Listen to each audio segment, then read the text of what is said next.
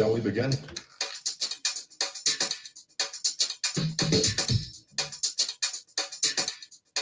Let's begin now.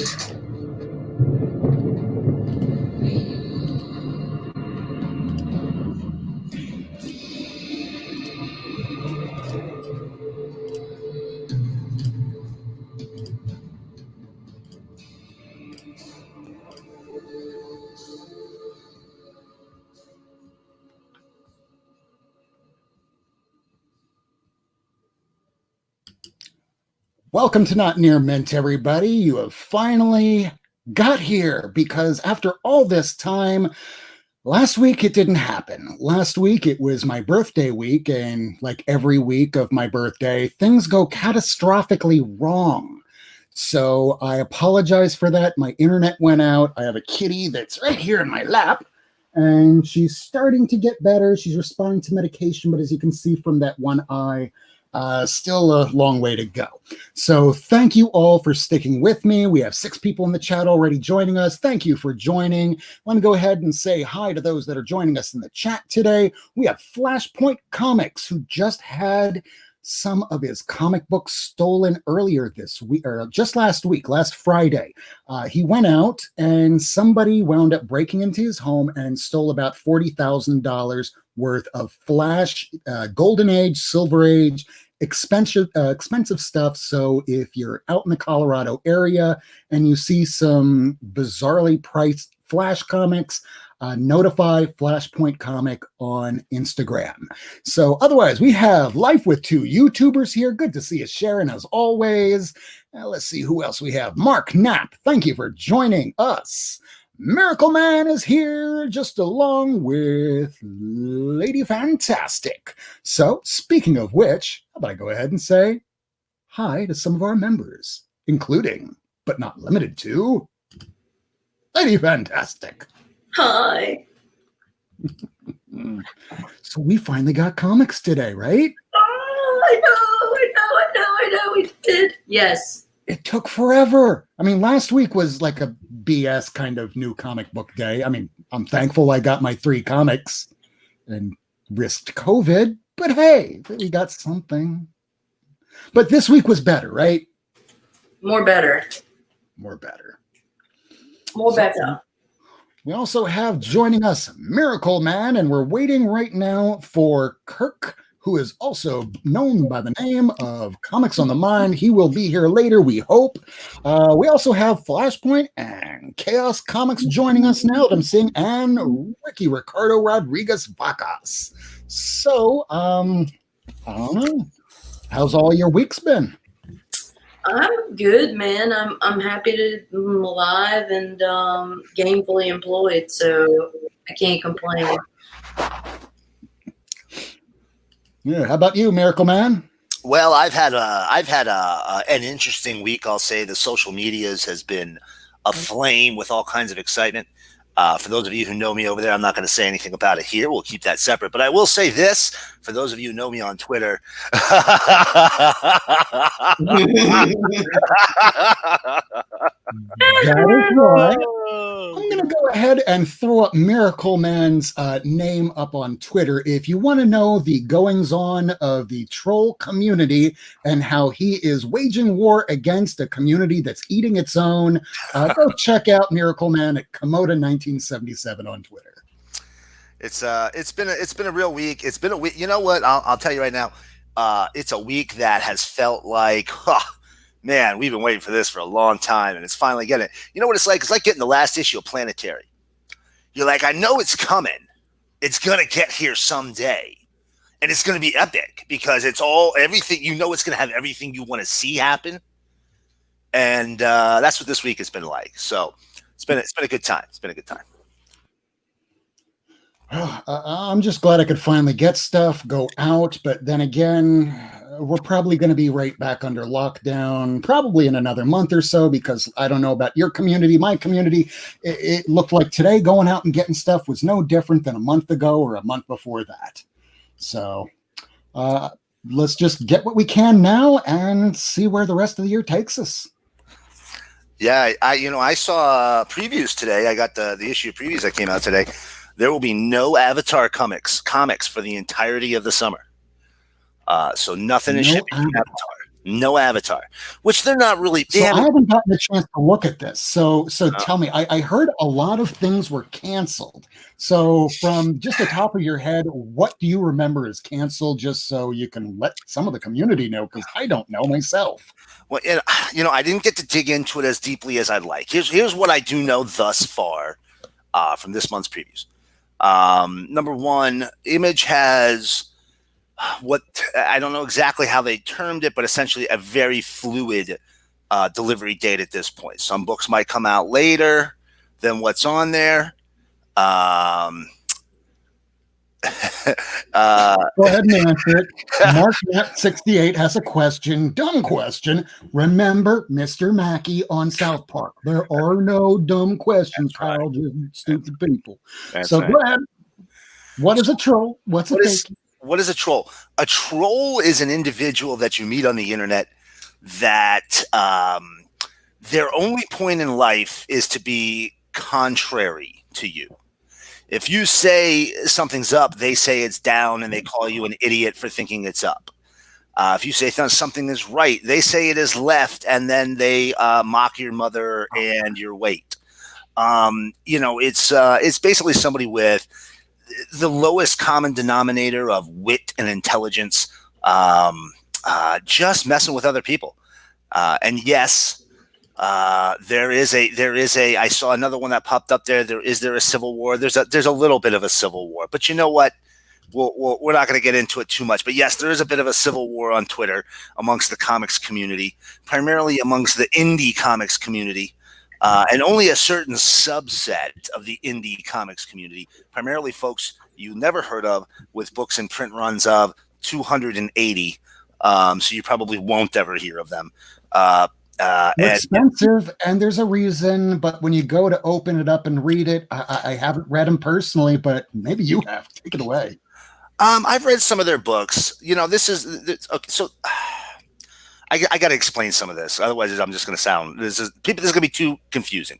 So I'm going to lay it out to you in the lowest common denominator here of how to explain everything. So short version: there's a group who didn't like the way things were being done in the big two. Okay, group of fans. One reason or another, whether it's real or imagined, they didn't like it. You'll hear the term forced diversity and SJW a bunch. Not going to name the group. I would just say this: anytime I hear anybody, doesn't matter who they are, so I hear those three initials that I won't utter aloud. I hear that from anybody's mouth. I don't know if you're for or against it, but immediately my brain turns off and I go, okay, next person.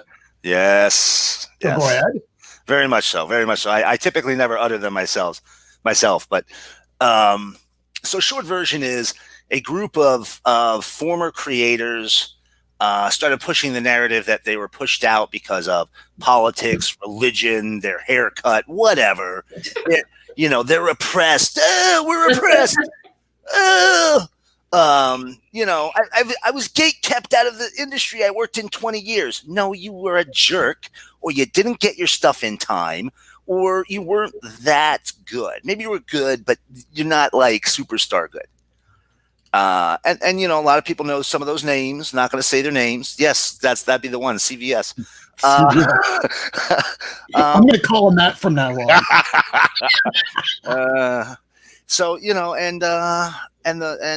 Long story short, that group kind of glommed onto the consumer movement and tried to say, "Oh, we're going to create a whole new consumer movement." Unfortunately, what they actually did was create a troll group. And anybody who was in there for a consumer movement, I think, really kind of got pushed out. Right now, they're the head. We'll call them the head frog. Is they made their own little personal anon army of trolls, miscreants, and 4chan rejects, and set them out to attack people. Well, the little troll army has turned on the frog. So that's pretty funny, man. That's just pretty darn funny right there. And So that's what's been going on this week. Unfortunately, the troll army hurt a lot of other people until it got to this stage. People that probably didn't deserve the things that happened to them. There were some, lower tier creators who were involved, indie comic level, not big 2 level, and they've gotten really, really messed with and messed up. And frankly, they're not people I like very much, but some of the things that have been done to them just are not okay. Yeah, if you are going around telling people to go and hurt other people, newsflash, you are not the good guy. Right. And ultimately, those people know it. What's up there, Comics on the Mind? What's up, y'all? They know this. They're just doing it to, it's, they know they're not good. They just don't care. They just don't care. Whatever. Don't you know what you're doing is wrong? No, it's that I just don't care. Yeah, that's accurate. That's really accurate. So that's been going on this week. To those who've been affected, it's all coming to a head, boys and girls. It's all coming to a head. Chaos. Chaos Comics was not aware that the troll army switched to Walgreens. So that was going on. That was a good time. Hey, anybody? Pedro, pew pew. Anybody back Marty? Speaking of indie comics, anybody back Marty? No. All right. So Alex DeCampi. Yes. Okay. I think I'm saying that. Who he is. Indie writer. Did some mainstream stuff. And a crap ton of the world's best comic artists. And I'm going to tell you right now, I saw one name, and that's all that mattered, are doing a Kickstarter right now for a book. I think in the first day it hit $200,000.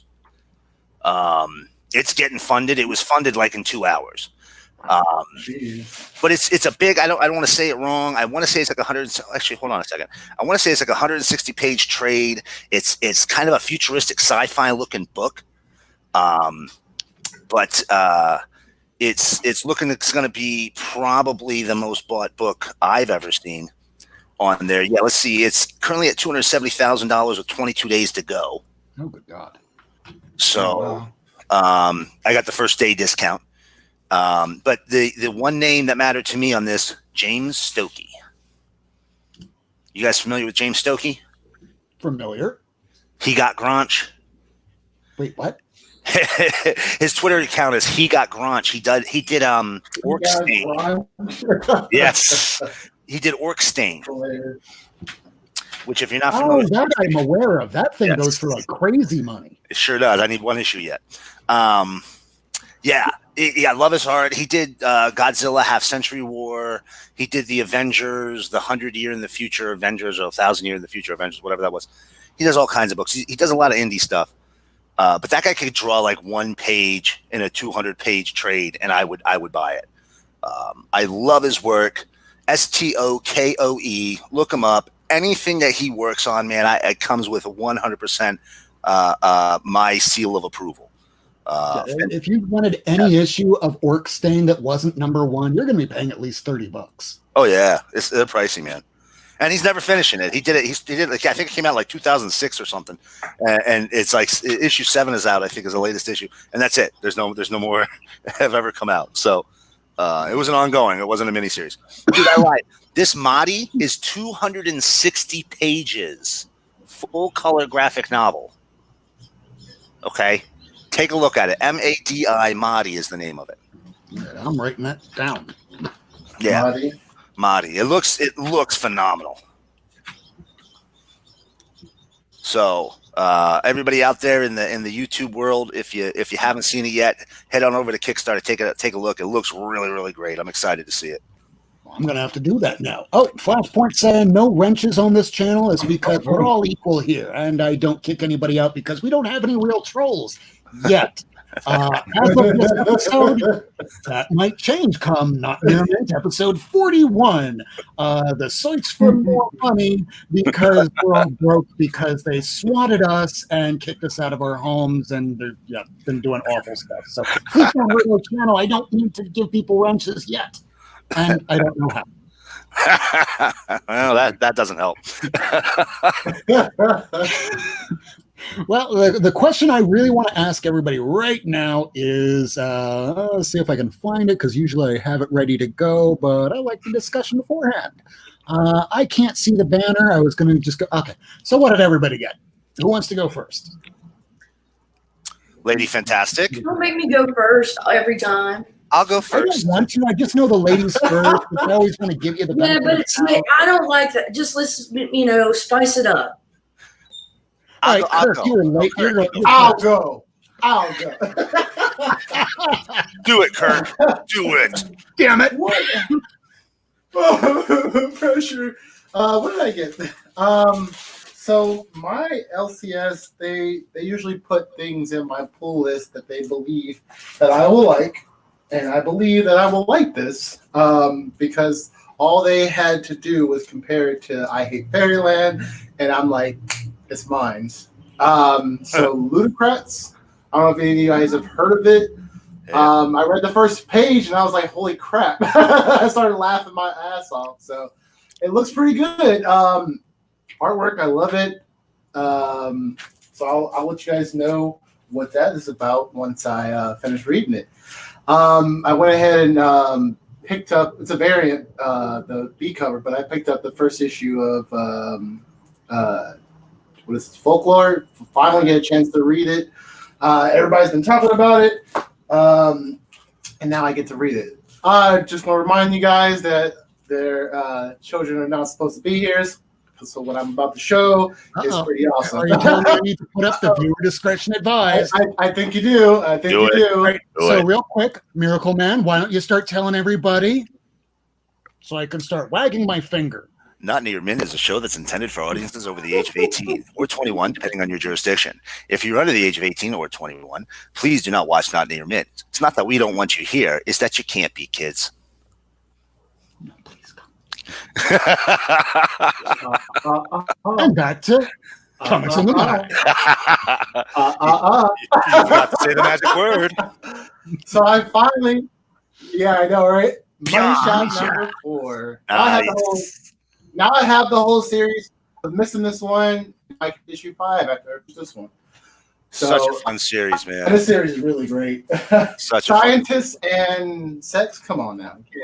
right. Can't complain. And aliens. And I am currently catching up because I have every issue. Oh, yes. Any alien that wants to bang, let's go. Right. Wasn't that James I'm T. catching up Kirk in saying? there. What's that? Wasn't that James T. Kirk saying, if it moves and it's feminine, bang it? Right. That's pretty much right. That's the underlying theme of all of the original Star Trek right That's there. hilarious. Nice. Love that cover. I still have yet to read anything. Those bang it. Or Captain Kirk.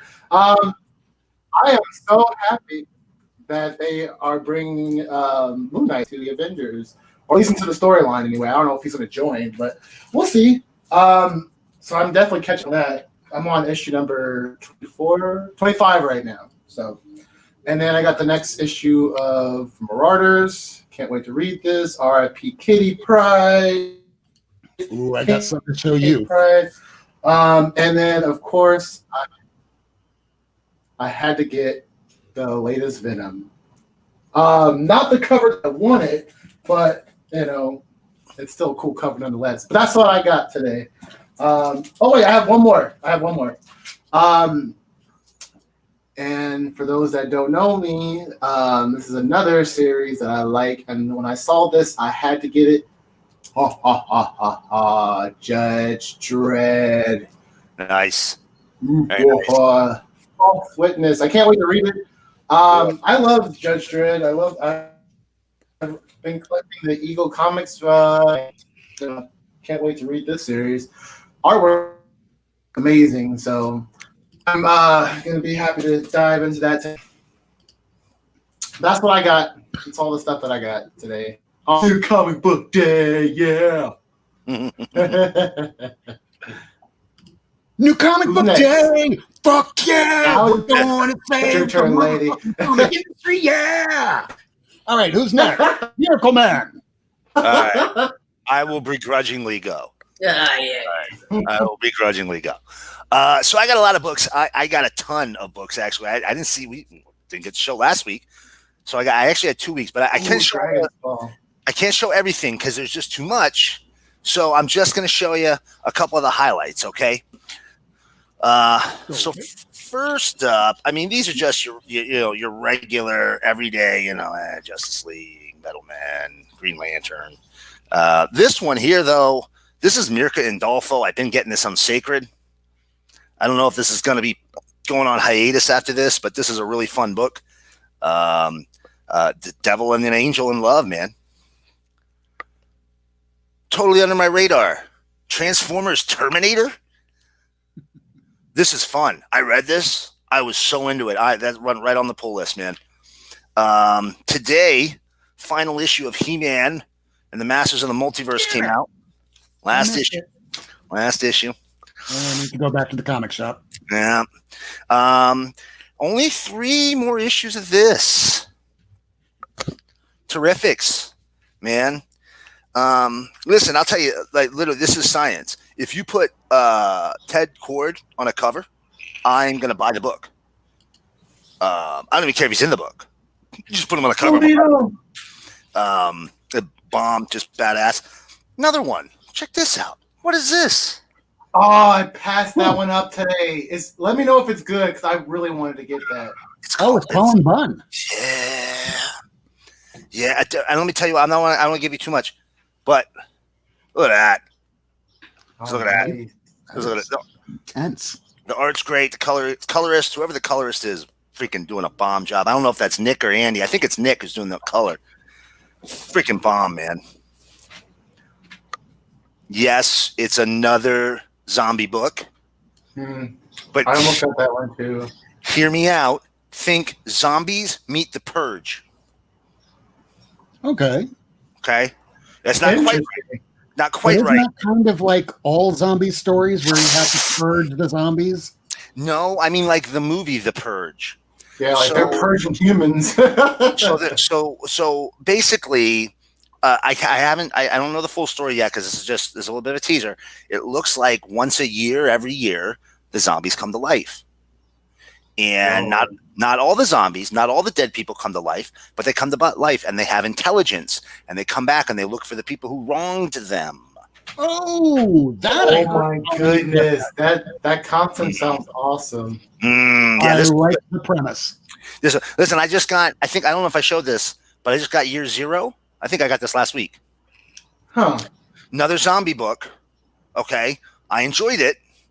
This one here is told it's like 5 or 6 different people from around the world. It's only 5 issues. But one guy's like a doomsday prepper. One guy's a Yakuza hitman. There's a woman who's an Iraqi translator.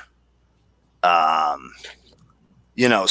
that one was good. This Dead Day, I liked it even more. So it was good stuff. And then, Justice League came out.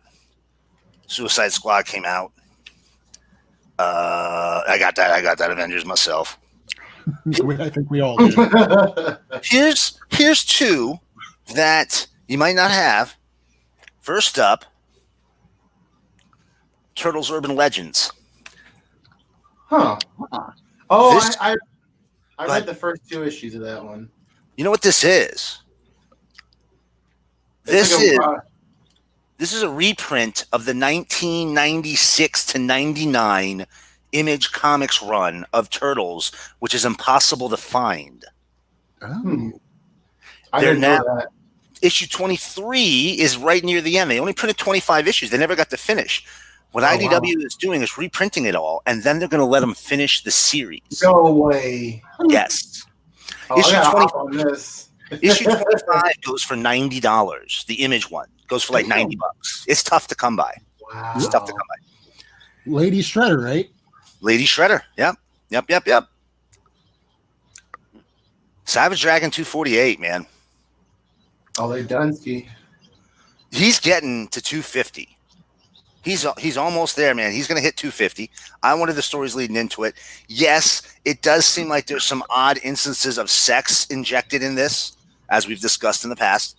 You mean like the better shaved cover where it shows the shaving fluid on Savage Dragon's I face? remember that. The girl on his shoulder. It's it's in the Great Puchicals.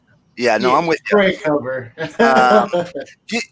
Like, okay, so I'm just gonna tell you, there's a scene in here where like a group of superheroes show up at the dragon's house, and he's there with his girlfriend, and she literally says, "So we all gonna get naked and sweaty or what?" Wow. Listen, I'm all shit, man. It's no joke. It's no joke. But all right, so that's it for the new stuff. But I got bomb ass back issues this week. First, I want to show what my very dear friend Lady Fantastic sent me. Ooh. All right, because snap. Lady Fantastic sent these to me. You got a care package too. Doc Savage number 6. Oh, great cover. And number 8.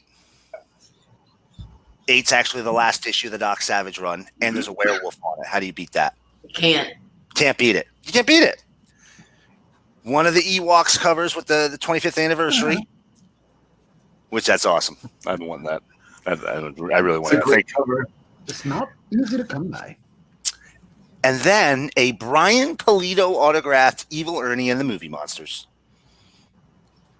Nice. Oh, that I remember coming straight from Lady Fantastic. Yes, indeed. Yes, indeed. She took good care of her boy. I appreciate that. Thank you so much. I will cherish them forever. The Evil Ernie is actually going to get mounted on the wall in the comic vault. So sweet. Nice. Yeah. Now, last time we had the show, I said I had a special book coming. Where's the flash? Hold on. Man, I think I got some flash. Oh, wait, there you go. So I told you last time that I had some good stuff coming. Some good stuff coming. This here. All right, so I'm gonna roll back real fast. Oh, comic smell. I was on the Twitter, and I found out one of my comic book heroes, a man I refer to as a legend in the comic industry, was on Twitter, and I had no idea. And that man is Mr. Paul Kupperberg. Okay. Oh, yeah. Paul Kupperberg wrote the Doom Patrol relaunch in the 1977 Showcase series. I think it's like issue 96, 97, 98, something like that. Something like that. He brought back the Doom Patrol. It was Cliff Steele in this jive turkey-looking robot suit. And 3 new heroes. He then relaunched the characters in 87, writing the Doom Patrol that led into the much revered Grant Morrison run of Doom Patrol that everybody's heard of, whether you've read it or not. Kupperberg wrote the first 17 issues. Okay. Paul worked for both Charlton and DC, and one of the books he worked on was DC Comics Presents number 49, which is the second DC Universe appearance of Black Adam. And he shipped it to me, autographed, personalized too. There's a little sticker over there. Autographed. That was $16 shipped. You can't buy the book for under 18. Oh, shit. Listen, he's doing it on. He's moved it to his Facebook. I know a lot more people have Facebook. If you got a Facebook, look up Paul Kupperberg, Kupperberg. He's doing a COVID quarantine clearance, and he's been putting up books. Dude, they're really well priced. They're phenomenal books. He's a very big part of DC's bronze and copper era. Totally worth it, man. Go buy some books from him. And then I got a bunch of cool books here. It's just fun stuff. I had this one, another. Look at that cover. 0 Hour. Look at that. Look at all them Batmans. Look at all them Batmans. That's so A cool. lot of Batmans. A lot of Batmans. I saw somebody did a Superman What? Yeah, it was. I remember it actually. It was a promo. What? It was a promo piece, but they never used it as a cover. But I saw it on Twitter not too long ago. Man of Steel number 30. Listen, I had this, but the reason I got it is because you see that? Those are clings. They're clings. Am I saying that right?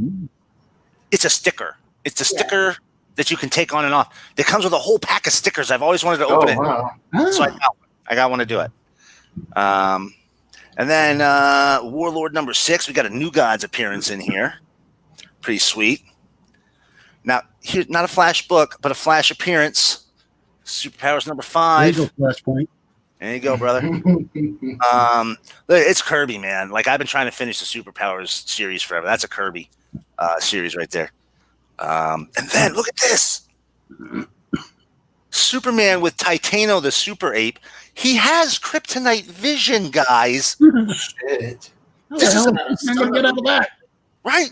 Listen, if you can find a comic book that has Superman fighting a giant ape with kryptonite vision and you don't buy it, I have to ask you, why do you read comics? I want first appearances and keys and read a good comic. It's fun. This is one of them. It's fun, man. It's fun. I really enjoyed it. And then I got all 4. I never got this series. One of the DC summer events, Genesis. Now, this is a New Gods centered, but it takes place primarily on Earth, of course, because that's where everything takes place. But these are Alan Davis and Mark Farmer covers. Ooh.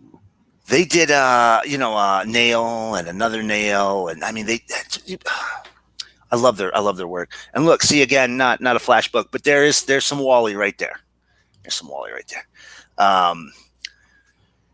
This is John Byrne penned, and listen, I'm gonna tell you guys, I realize I read the first 2 issues. I realized why I didn't get this series when it came out. It's not one of their best events.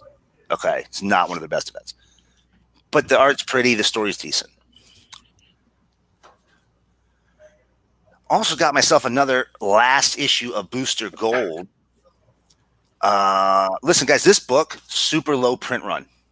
Okay, you come across this book, this is going to be the other book that's worth money in the Booster Gold run when the TV show hits. All right, if you speculate at all, listen, I hate talking to speculators. I'll be honest with you, I'm not gonna lie. But if you do speculate at all, low print run, gang. No offense if that's what you like, not for me. But that's a book that's going to be tough to come by soon. And then, geez, I got so many, man. I gotta skip some. I can't. We'll be here for an hour. I got this Werewolf by Night for $1. Damn. What's the condition? It's pretty good. A little chip up here. It's the only Werewolf by Night I have. And then I picked up a couple of West Coast Avengers. Let me tell you guys one of the worst storylines in the history of comics. The West Coast Avengers get sent back in time, like issue 14, 15, 16, something like that. Right? Moon Knight.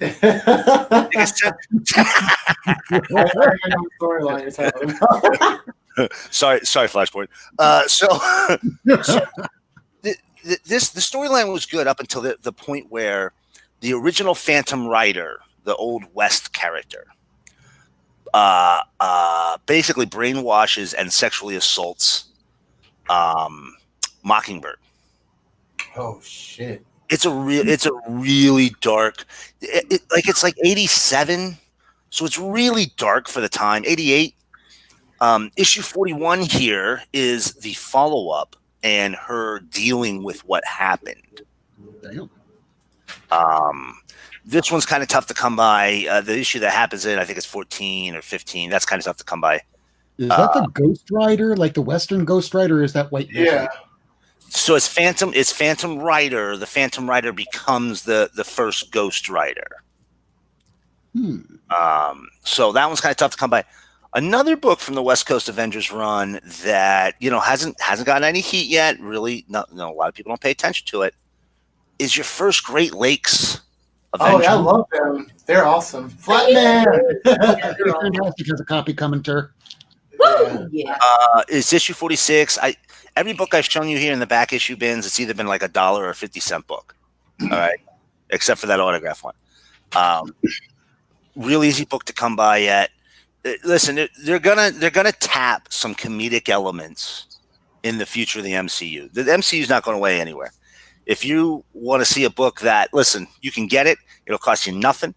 Maybe nobody ever does anything with them, but if you can pick it up for under $1, it's probably a worthwhile pickup. And it's a good story. More importantly. Totally agree.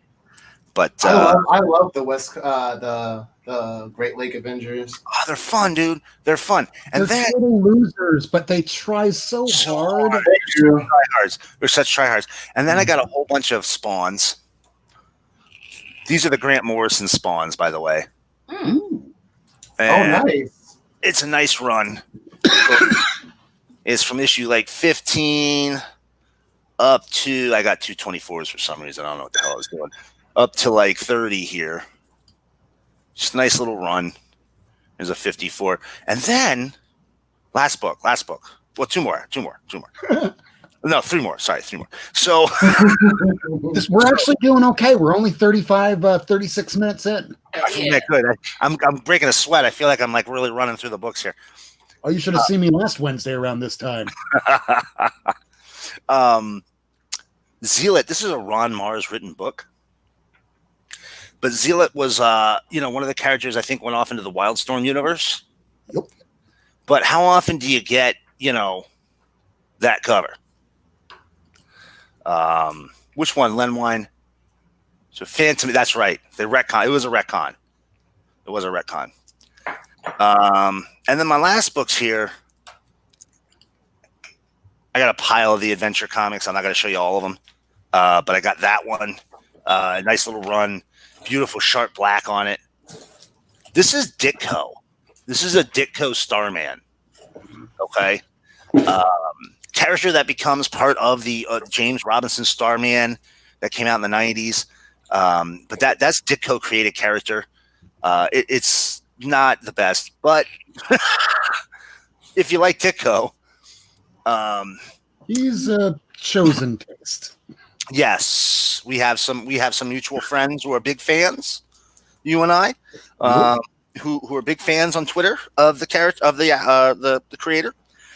I've never been a huge fan, but respect to those who do. It's just my position is that Ayn Rand and anybody that likes Ayn Rand, they're basically Republican lights that like to get high and screw. Yeah, that's about right. That's about right. And then so here we have an Action Comics with just look at this Perez, man. Just look at this. That's George at his finest right there. Just a great cover. George Perez did covers for quite a while in the Action run, but that's a great one right there. And I think that's. Oh wait, no, hold on. Oh yeah, here we go.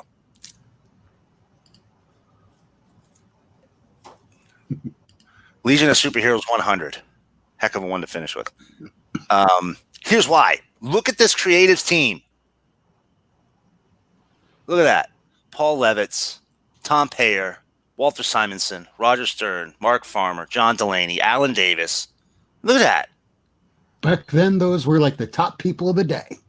Dude, that's a book that's absolutely worth picking up. If you have even the slightest interest in Legion of Superheroes, that issue 100, it's not an expensive book usually. Definitely worth a pickup. It's a fantastic read. Look at it, square bound. Square bound, so nice thick. I think it's a 96 pager or something like that. Highly recommend it. And that's it. I'm not going to show any more comics. I'm sorry. Never apologize for comics. Never. That's what we do all day long here. Lady Fantastic asked me to go next, so I guess this is that time of week where I wind up asking the question that we ask usually all the time. Aside from what's back here, and I never have these things already, what's in the briefcase? But before I get to the briefcase, Lady Fantastic sent me a care package too. Whoop, whoop. All right, here we go.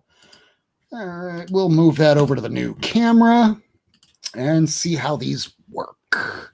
So for those that don't know, my name is Rob Wurst, although everyone's starting to call me Not Near Mint now. I guess that's fine now. So these are some of the books, not this, those I've had in my collection. But she wound up sending me a bunch of these DC Universe covers. And people that know me, you know how much I like my DC Universe covers. And I'm just cycling through those comments. And there we go.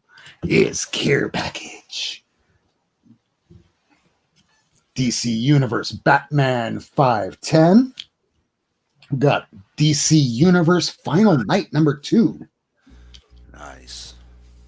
Superman Man of Steel DC Universe. And if you're wondering what this is, I am keeping a towel in my lap because my cat likes to jump up at all times and I don't want to ruin a nice pair of pants. Superboy DC Universe. And this one's my favorite cover of all of them because it's Brian Bolland, it's Wonder Woman, it's low print run DC Universe, and it fills nicely with some of the other Wonder Womans that I'm trying to piece together. These were 2 others that she sent, Wonder Womans. I'm slowly putting together my Wonder Woman collection from Perez. Oh, I love this cover. Oh yeah, Avengers. So these are some ones that'll fill in some gaps of things that I'm missing. So I got Avengers 233 and 255. Oh, yeah. Love them on the cover. Nice. Yeah. I got me the 280, the hate cover. Oh my goodness. Yeah, I have That's that a issue. great cover. I don't have that one. I got towards the end of the Defenders run. So I love this cover too. Oh yeah. And this one I was missing because this was back during my dark period and I was reading Bendis's run on Guardians, but I just wound up not picking up from like issue 16 or 17 on through the end. So now that I have the more higher price one, I can finish out the rest a lot easier. So thank you so much, Lady Fantastic. Anytime. This one I think I got from Mark Spector the other day, and I thought that I was sending that out to Lady Fantastic, but it wound up in this pile. So I guess maybe I need to put that in another box for her. This is one she sent to me because I'm definitely looking for. I'm trying to piece together all those old Marvel Boy, Quasar early issues. So this one is his origin. I've been looking forward to getting this. So thank you. We have some She-Hulk action. I love this cover. Oh, that's for That's Ricky cool, Ricardo, so I hate to jerk that from your hands, but yeah. Doink. Okay, Ricky, you heard it first. And he's watching live, so no takes backs. Yeah, he said he's looking for like lawyer shit, and she's a lawyer, and I'm like, she's serving yeah. papers in that, I think. Yep, that she is. In fact, Ricky Ricardo, if you're watching right now, just know that probably in the next day or so, I will be going out. So if you're free, just let me know and I'll drop it off to you, hand it to you in your sweaty hands. There's that one and like a gym one for his kids. Oh, yeah, the gem one. Oh, I was wondering where that was. It was the last thing that was in the pile. Yeah, okay. There it is. So I rebag this. It has a nice little reflective cover, shiny, shiny. Yeah, Truly outrageous. So truly. these ones are off to the side for him, or for her rather. I got a 243 of Thor, so I'm kind of piecing together my Walt Simonson run. And I have 2, 3, and 4 of the Unbeatable Squirrel Girl, so now I can start putting together one of this. Because Ryan North got a lot of accolades doing this series, and I'm unfortunate to say I never picked it up to start reading. And here are some things that both Lady Fantastic as well as Rutger Bosch, a good friend of mine from the Netherlands. So he sent me a care package. Lady Fantastic sent some X-Men. So there were some doubles. So anything that I have a double of, I'm sending over Kirk's way. So I have a 255 in here. Got a 258. Got the 268 where Cap and Wolverine are retconned of meeting way back in the past, but strangely enough, Wolverine doesn't recognize Cap now. And coming up to the ends right before the 300s, 296. Got 298. And while these aren't like a big deal to a lot of other people's, it is when you have like an issue 94 all the way through about 313. Oh, which reminds me, I have not put that up yet because I wound up piecing together the rest of my X-Men collection. So along with this X-Men 5, the second appearance or second full appearance of Omega Red, also got me an issue 15. So this I can show finally, and I'll try and go through it really quickly because then I'll get to the newer books. But it finally happened. So while I do not have a GSX one, at least I can now say I have a 94. Ooh. 95. Very nice. Very nice. Oh, yeah. I'm just going to run through 110 and you'll kind of get the picture. 97. Ugh. I'm drooling.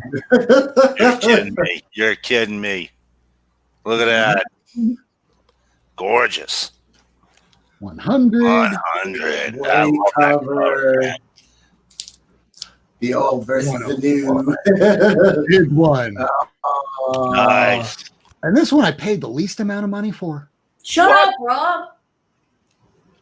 sorry. If Why I find must another you one, you're definitely getting it. Gorgeous. Just gorgeous. I know my mouth open. Oh, that looks better than the reprints that came out in like 98, man. Strangely enough, right? That's gorgeous.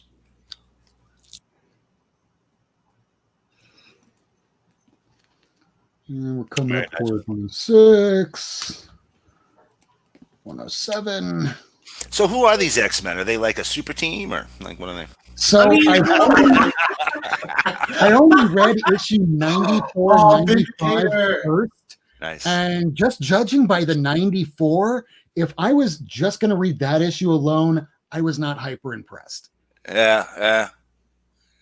But 95, it gets a little better. I mean, Thunderbird just sounds like a whiny little bitch. Right. Then he goes and dies the next issue. Well, plot device. I think.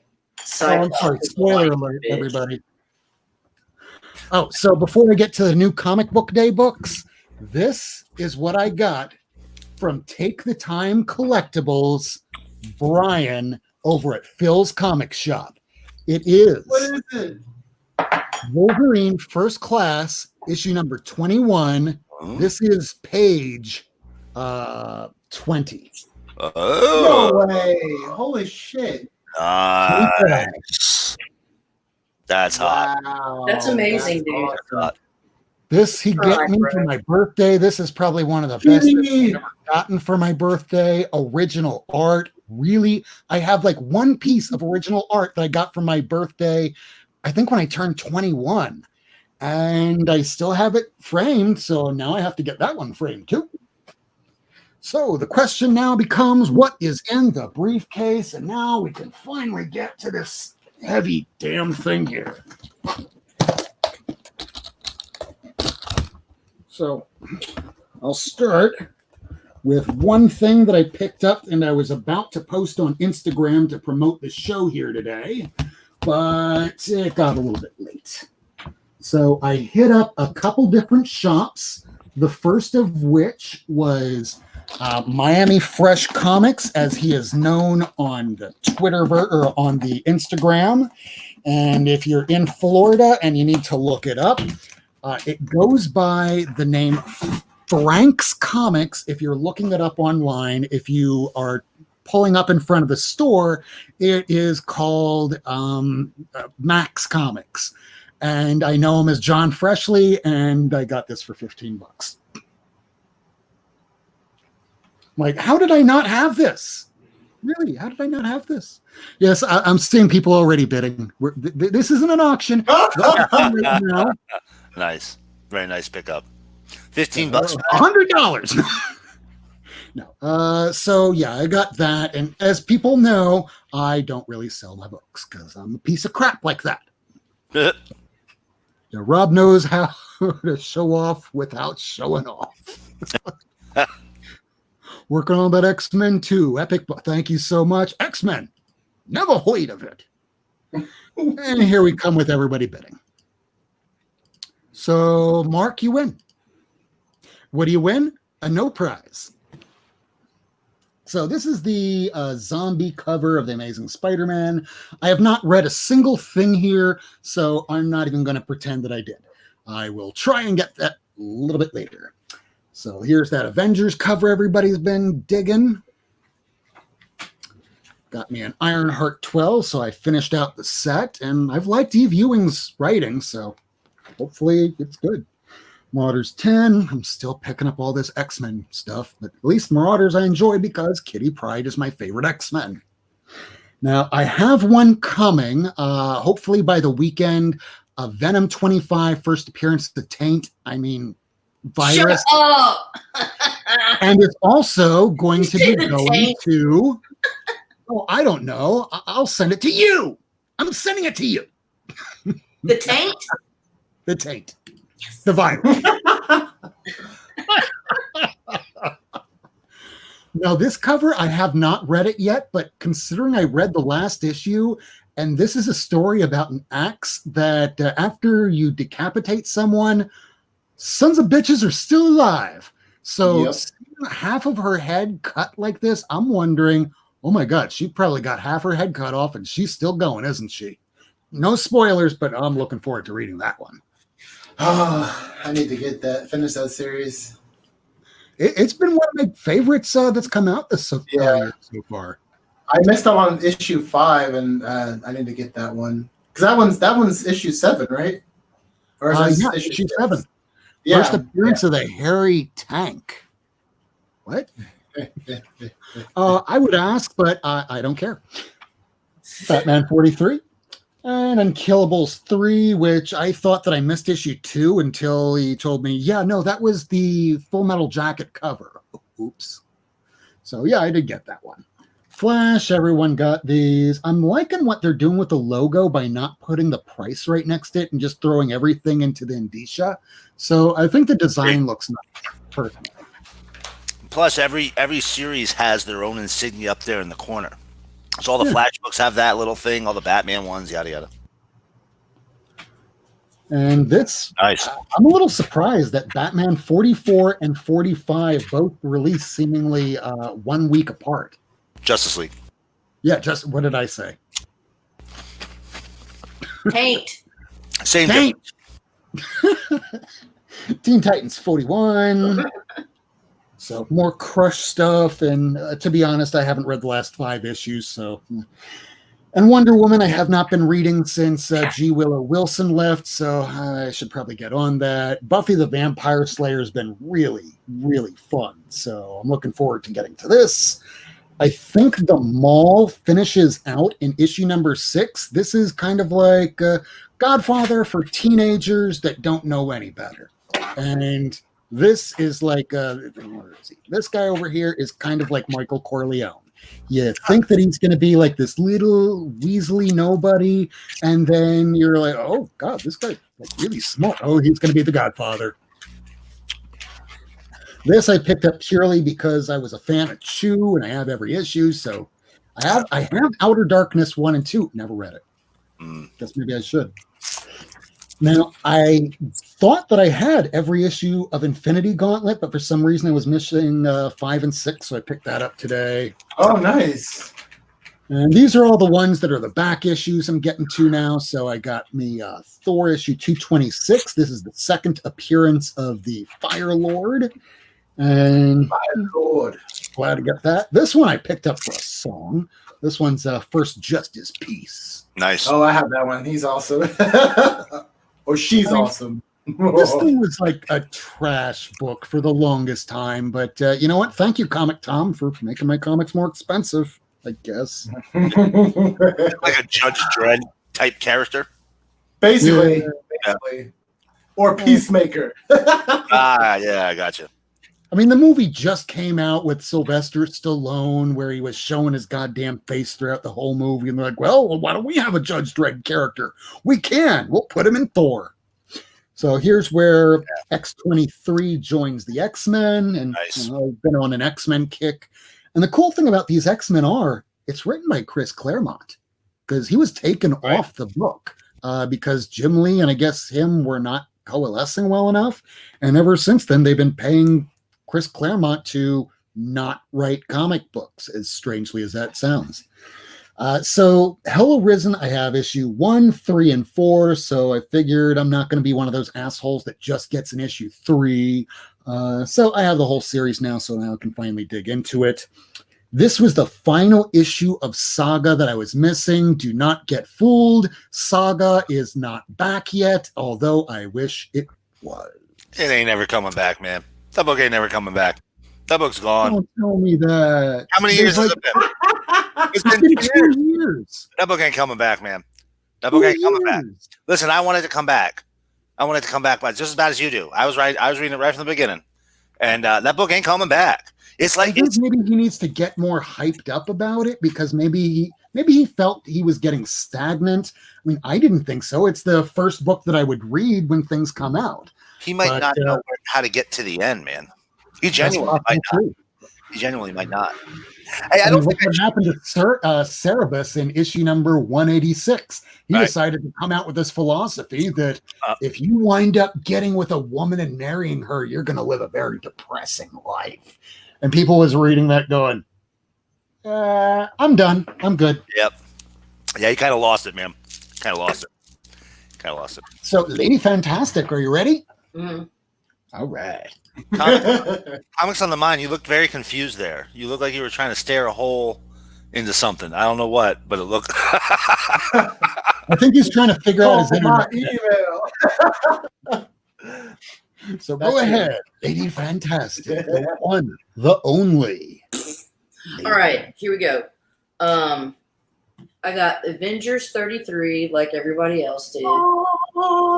I got the Venom 25. I liked this variant. I thought that was nice. That's a great variant. I wanted that one. I got Batman Beyond 42, but I think this is from like the last time, but whatever. I just picked it up. Batman Beyond. So and these that I show you, I got a package from Steven Spock. And so here we go. I got the Dead No More Clone Conspiracy 1 through 5. So here we go. 1, 2. Thought the art was really nice. Yeah, those are cool covers. Thank you. I agree. Yes. You know how much I love Spider-Man. A ton, not at all. So, and then he sent me Edge of Spider-Geddon 1 through 4. That's a cool cover. Which, I mean, I appreciate it. Thanks, Spock, man. I thought it was Spider-Punk. Spider-Man. Fucking it's Spider-Man. Shooting his webby webs. Swinged off buildings. All right. We are all singing tonight. Unstable Molecules. I thought this was really funny, but it's a Fantastic Four. But Spockman sent me that. He sent me Cable number 1. That's awesome. Sorry. He sent me the Supervillain Team Up number 7. To rock out. Look at him. Just taking a punch, Doom to the face. He deserves it. West Coast Avengers, number 45. Love it. Beautiful. Great cover. Moon Knight. 34. 34. Good question. Is that Star Fox or is that Quicksilver? Which one here? The big evil looking face at the top. I don't know. I don't think it's... Yeah, it's Quicksilver. He looks very upset. It's Quicksilver. He just looks like a freaky clown. You took my sister away. Winter Special here. And there's your boy Wonder Man. Wonder Man. What is on the cover of Unstable? I think that Unstable was something that Molecules. Miracle It's Man had. Unstable Molecules. It was just Reed Richards sitting Oh. there, like looking pensive, like the thinker. And then he sent me Sergeant Fury and the Howling Commandos 102, Ooh, nice. 131. Get a nice Schwastiker in there. 152. 152. And then this is the Marvel Special, Sergeant Fury number 5. 6, 7. 9, 10, and 11. And that one's pretty cool. Oh, And nice. just the last little bit. Just the last little bit. Okay. Bitty bit. Little teeny tiny bit. I have this Defenders. This is Marvel Defenders. Great cover. Zimu. Number 3. What do you mean I need more keys to hang? Are you trying to like say that I don't have keys? Defenders number 1. Dates. What Defender the Aquaman God Tank says? number 2. Yeah, someone send her a Marvel feature number 1 First Defenders. Lady Fantastic needs it. Yes. Defenders. Oh, yeah, I have that issue number Oh, 13. yeah. Nice. Yeah. That's nice. 14. yeah. Ooh, Man, you got man, some you're great making- books, you man. making me want to get back on my Defenders collection. Oh, yeah, great cover. Nice. What's an man. Aquaman? Those early Defenders are just cool, man.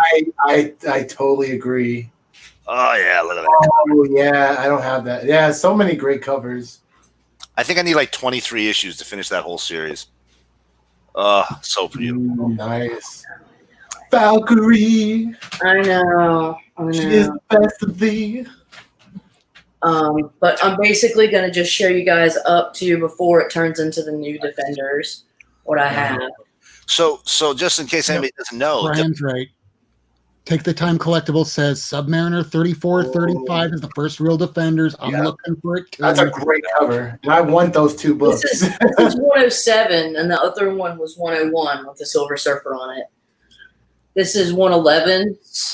great cover. Yeah. Cat looks awesome. This is 119.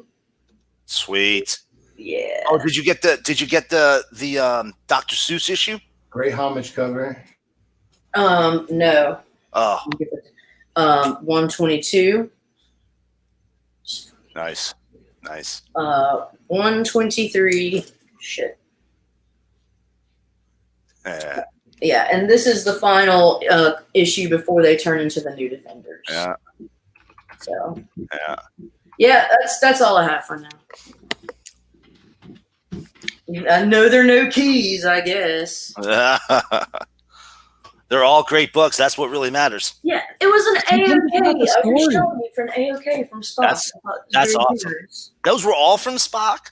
No, not the Defenders. Oh, The all right. Defenders were me like amassing the collection, but the chunk of other shit besides the 3 new comics, they were from Spock, man. Right on. Hey, I forgot. I actually got one more book that was gifted to me by my LCS today, Okay. Ooh. and it's this bad boy right yeah. here. Nice. Magneto. I think you guys know I'm a big Kirby guy. I primarily do Kirby at DC. I don't get into the Kirby at Marvel for multiple reasons. Reason number 1, there's like way too many of them to buy. If I just say Kirby at DC, that's manageable. I can accomplish that. He did do some Golden Age stuff for DC. I have the Bronze Age reprints of it. But he gave that to me today. That is that's from the year that I was born. And I knew that, so I pulled it, and I was like, this is from 77. I've been meaning to get this one. He was like, oh, yeah, dude, just take it. Just take it. So, real good, like, sharp-looking, like, solid-looking copy. So, literal keys. Yeah, so that one there I got today as well from the shop. Okay, I'm sorry. That was just too funny. No, So Chaos was going for those hooks that are on Lady Fantastic behind her. yeah. He wasn't talking about keys as comics. He meant literal keys. I know. And it went right over my head. I was like, Me what do too. you mean I don't have keys? There you go. He's in the other room. I'd have to go and find them, which is kind of unfortunate because I have to drive somewhere in the morning. So I just sent out a link to Brian at Take the Time Collectibles. Hopefully he'll be able to jump on in just a couple minutes, but I have all these graphics finally ready to go today. Last Wednesday, oh my God, last Wednesday was such a disaster. I had my bitch boss, which is a different between, bitch boss and boss bitch. A boss bitch, and I have to learn this. Yeah. Now, I love that Lady breakdown. Fantastic is a boss bitch because she I'm a is boss the bitch. She has a bitch boss. Right. Now, a bitch boss is just somebody that needles you, doesn't appreciate you, and so I got one of those. I need this by 5 o'clock. I'm like, I need to take my cat to the vet, and it took about almost 5 hours. Then I had to run to get comics. I get home, and that's when I turn on the computer, only to realize internet's out. And I'm texting with Lady Fantastic going, this isn't happening. And I am devastated. But to be honest, with everybody watching right now, I had none of these graphics prepared. I had a few things I was starting to get ready, but sometimes things just eat away all of your time. So hopefully tonight, all this hard work pays off a little bit. So we have what is the art of the splash page. So here we have some splash pages to look at. I have about 32 graphics, and if anybody has some stuff that they want to throw up on the large screen, go ahead and do so. We're still waiting for Brian to Take the Time Collectibles to jump on in. So I don't know if I might need to send this over to his Instagram, but if you need me to do that, just let me know. So what is a splash page? And I'm showing the splash page of The Spirit from Will Eisner. Now, a splash page was first meant to introduce the reader to the plot and set into the story. Such as Will Eisner's December 8th, 1940 creator-owned comic book serial, The Spirit. In this issue, Will Eisner would experiment integrating the logo with the splash page. He would go on to influence the likes of Jack Cole, Jack Kirby, Wally Wood, Jim Steranko, and many more. Now, looking at this, jumping onto the next screen here, and I don't know if that'll come up right away. Now, issue number 28 of The Spirit, it came out back on December 8th of 1940. The original print, it looks kind of like newsprint. Good luck trying to find it. But, wow, Will Eisner, man. So let's see if I can fix that. All right. So let's go to the next screen that I have ready to go here, and we can just comment on them as they go. So there's a spread, and the difference between a spread and a splash page, a spread can go for a single page, double spread, as seen here from Joe Simon and Jack Kirby's issue number 6 of Captain America Comics. Difference between a splash and a spread is the inclusion of the story panels. The double page spread has been normalized since September 10th, 1941, but back in the early days of World War II, this was still a fairly new technique.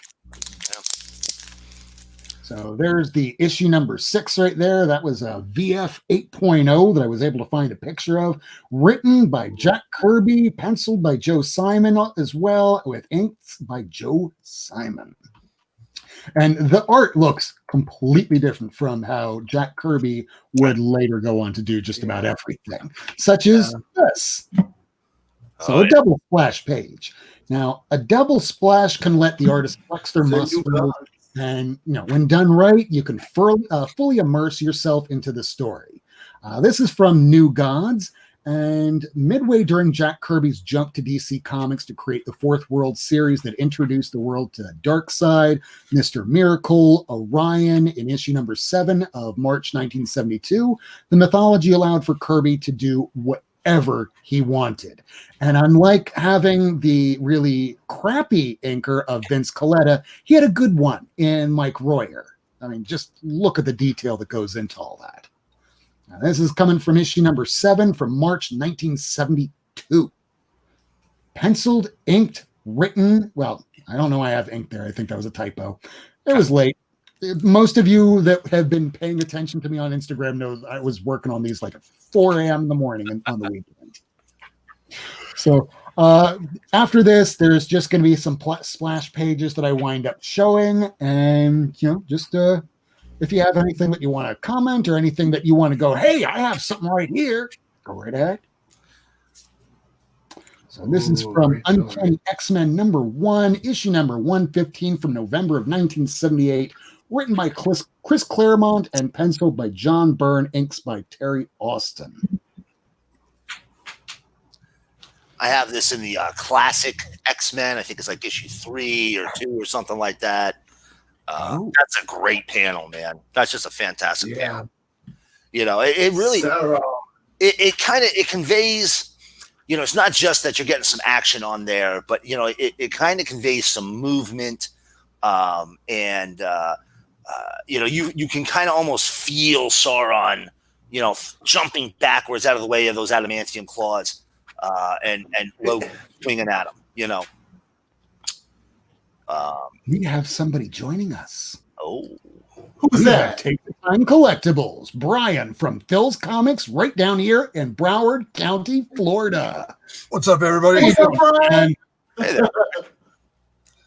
Didn't set up anything, so there's no background. The lighting's crap, and I look like this. But hey, I'm here. So. All that matters to us is that A, you are alive, and B, that you have all that great knowledge that I've learned so much from over many, many, many years. I appreciate you having on, man. I'm glad to be on your show finally. I never thought that anybody that I ever bought comic books from would ever want to be on my little show, but I am thankful for everybody that watches. I'm thankful for all of you for being here. I'm just grateful for all of you. Thank you so much. Thank you. So let's see here. We have the issue 115 of Uncanny X-Men here. This was the John Byrne artwork. And I'll move to the next graphic here. This was from Miss Fury number 1, December 5th, 1942. Written by Tarpe Mills, inks and pencils by Alex Schomburg. Now, I remember when I was reading the history or the chronology of the Marvel Universe that this was not a very well-selling title. It got canceled. But if you're looking at Key Collector, you're looking at the price guide, this thing is crazy expensive. But when I'm thinking Schomburg, the interiors, I'm not so certain about that. Rob, did you have a chance to see Kavi's show yesterday? I didn't see yesterday's, but I was watching Inquiring Minds directly before this broadcast. Stray Flexen showed 3 Schomburg original art pieces on that show yesterday. You were telling me about that. That this guy had It was insane. artwork. And for those that aren't aware now, Brian, Take the Time Collectibles, he has a vast, wide assortment of original artwork. And when he's over here telling me that these guys have stuff that makes him blanch, I need to go and watch that. I mean, Yeah, they're on another level. Go watch Javi's show from yesterday. If you're a fan of art, Yeah, I heard. it's worth watching. Very, very, very, very cool stuff that you don't see very often. A lot of animation cells too, original Disney cells. Yeah, that's sweet, man. Oh wow. I've seen like people be able to get like some from like 70s cartoons that like the Smurfs and stuff, like really awesome things. I don't know. Like Yeah, some got like a Count Chocula and shit from like cartoon, like cereal ads, but it's just like pop. That's hilarious. It's like pop culture art though. He had Yeah. King Louie and Baloo from the original Jungle Book movie. Oh man. Wow. Oh wow. Yeah, I used I to. want to be like you. I used to work for Warner Brothers Studio Store way back when. I have a lot of the lithographs they did, which were all DC characters at the time. Rob, I've showed you before. I've showed you the Crisis on Infinite Earths one that I've got here. But they did, animation cells. They'd have original animation cells from the Hanna-Barbera cartoons from back in the 70s. And I had a blue falcon come through the store one time. Nice. Which back this was late 90s, so they really weren't going for that much money. Couple of $100. I think the most expensive one I ever saw was like $900, but that was like a early Bugs Bunny cartoon. So I mean, we're talking like really early in the Probably like 30s. right. It was in the 40s, so that one went for quite a few. But most of those Hanna-Barbera, those 70s, those cartoons that it looks like most of our age group grew up watching, those were really inexpensive at that point. I have no clue what they're going for now.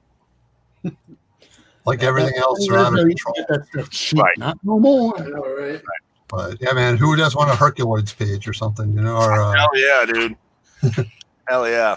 Ooh. I take a Birdman cell at this point. I mean, any of those Hanna-Barbera superheroes from back then.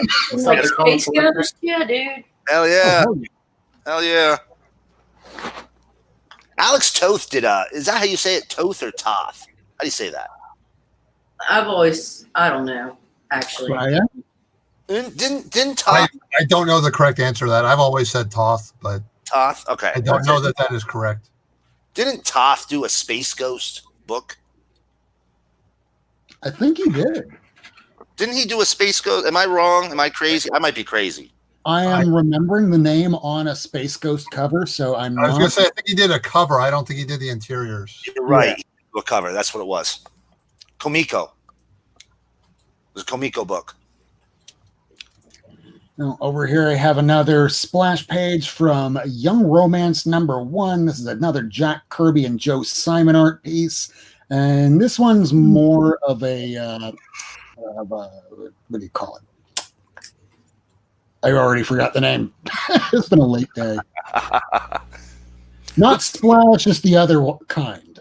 Well, this one's kind of cool because you're getting interaction between the word balloon itself and the action. So you have a narrator character who's actually breaking into not the fourth wall.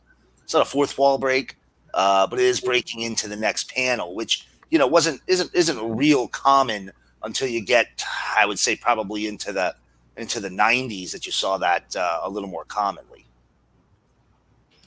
Yeah, This the one here, it reminds me of old episodes of Twilight Zone of, I'm going to introduce you to the story now. As two young lovers wind up getting out of their car, only for tragedy to strike. I was a pickup. And then it fades into these idiots in their red car that looks like it crashed into a tree. Yeah. And here's one. I think this is just kind of blown up lately, where I remember Betty and Veronica's, Archie comics, these things being, you could get them for like quarter bins, dollar bins, and now people are paying hundreds of dollars for some of these. Yeah, become like super popular. Golden Age auctions are Because on of the fire sexy right stuff in this. now. They're on absolute fire. I was bidding on a couple in the Comic Link auction that ended last night. They're like, I wasn't even close. They're 6 to 8 times guide now on the keys. Yeah. You look at a guide where something says, oh, this is only $85 according to the guide. It's like, really? Because when I go to eBay, it says it's $860 for like an 8.0. It's crazy. Yeah. It's crazy. So I think the guide needs to be really reformatted, or maybe I used to say before COVID was really starting to become a big thing, just wait, because comic books, you'll be able to get them really cheap because people need money, and everything is either A, maintained its value, or B, it costs even more because shops aren't really open. I mean, there's people in the chat right now that are even remarking, my store still isn't even open yet. Yeah, which is crazy. Because mine's just opened after like a little bit over 2 weeks now, you know. Yeah, I had more people come in today that just saw the store open driving by than actually knew that we were open. Yeah. But are you letting people into your store to like actually browse around? 'Cause I can't even I can't browse into my LCS. Yeah, we were by appointment only between March 23rd and the Monday. Monday was the first day we opened to the public again. You got to wear a mask and no more than 5 people in the shop at a time. Smart. Okay. Well, that's reasonable, yeah. Yeah, and I've just been to the shop today. It is neat. It is tidy. I am not worried about bumping into other weirdos. And I've seen how y'all treat people that come off the street that are really wacky. So I'm cool with Phil's Comic Shop. You know, And real quick, for that siren in the background, remember our catchphrase. Remember what? Just Don't don't die. Sorry, I live next to the fire department, you know. Oh, I Oh, and do. that place should be good. If a fire should break out, at least you know you should be secure. Yeah, your comics have a fighting chance. Most of us, they're toast. Yeah. right. I live next door.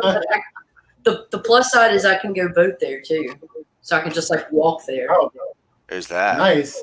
If you have a large collection, have one on hand. They only cost like $13 to $15 at BJ's. I got 2. How much to refill it though? You just throw it out, buy a new one, homie. You don't even. You just buy a new one, brother. Don't even mess with it. Don't even mess with it. So 2 things. One, Toth, whatever. He didn't do a cover. He was actually the original designer of Space Ghost. That's what it was. He actually designed Space Ghost initially, and worked on the animation. Totally unrelated, but I had to look it up because it was driving me nuts. But to the Archie books, you know, and you picked an ideal book to showcase here. Okay, dog. Thanks. Archie was low key thirsty on every cover. I mean, I don't know what the breakdown is. I'm sure somebody's gone out there and actually looked. But if you took the old Archie books, which are wholesome, apple pie, whole milk, you know, wool sock level comfort, they all have like look at they're in bikinis now. You're getting a booty shot from I don't even know which one's which. Betty, I think it's Betty, right? The blonde. Betty's the blonde. So you got Betty's booty shot there. You know, Veronica's like, hey, let me get the girls up top here, like nice and perky. You know, they're a very Christian company, and you know, I'm not bashing them in any way, shape, or form. I'm just saying I think they were repressed a little bit, and really, What? Christians being repressed? No. I think it can happen. Is all I'm saying. No. It's kind of like any kind of gay conversion therapy. If there's somebody running that class, you know that they're gay. Brian, it's sad, but it's true. You were saying do you collect the Archie ones, or were you just going after some? There's a couple in particular I've been wanting to get for a while. Most of them are like anything under number 10, I think is really cool, and you don't see them very often. Right. But they're just like the whole thing started with obviously the girly covers were really popular. Right. But now it's just trickled down to everything. So like by default, 2 years ago, nobody cared about Archies outside of reading them. Now the investors and collectors are into them as well. So the prices are just astronomically inflated over the past, 16 months or so on everything Archie. Not right. just, and the girly stuff is super high, but just in general, the 70s giants and the 40s and 50s The single numbers of the different various series are out of control. Do you you have a Betty and Me 16? I do not. Mm-hmm. That's And if I did, honestly, I would probably sell it right now and buy a superhero book I really want. yeah, I'm with you. I'm with you. That's that's the just for you who don't know, that's the famous beat off issue.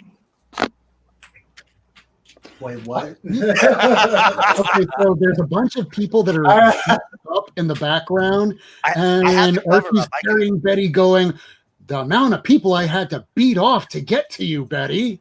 You're like, oh, God. I have the cover up. If you want, I can share screen. Oh my If you want to see it real quick. I don't have the book, but I have it here. Let me do. I think I can do share screen, right? Oh yeah. Hi. I was about to look it up. Share screen. Okay. Do it. If you do like a shared screen, I should be able to pop it back in. I think it's there. I think I got it. All right. I have Miracle Man screen. So that's your screen.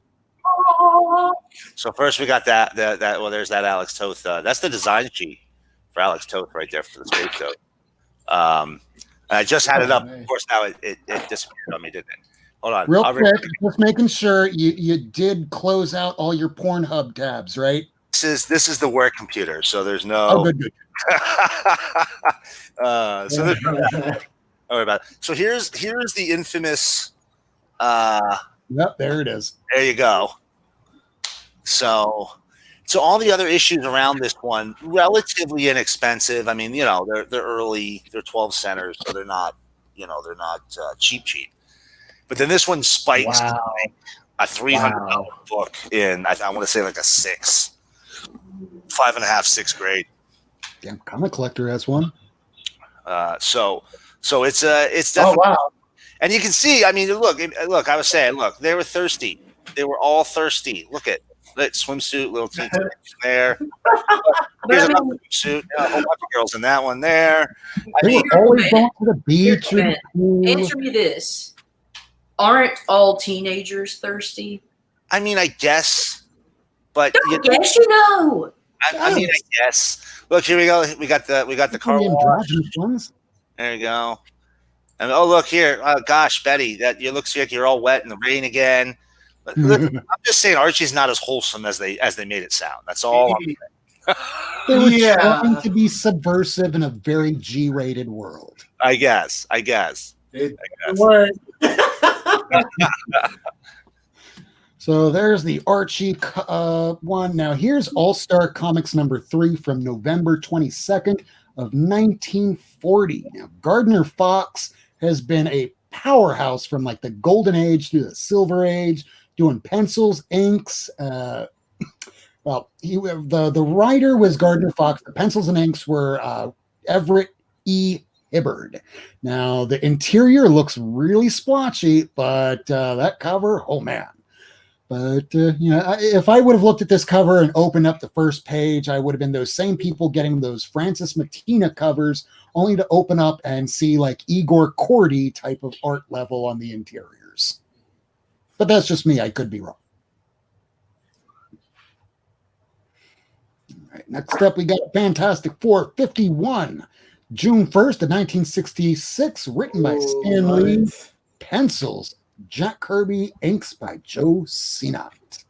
If you've never read that issue, make it a point to read it. There's plenty of reprints of it out there.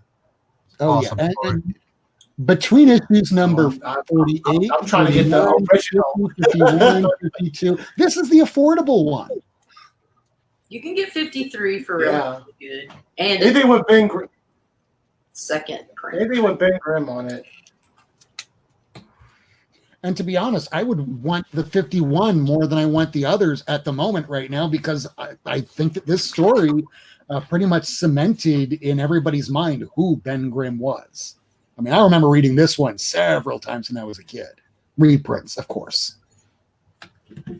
So let's see. Next one up, I got an Amazing Spider-Man number 33. This was recommended by Comics on the Mind. Written by Stan Lee, pencils and inks by Ditko.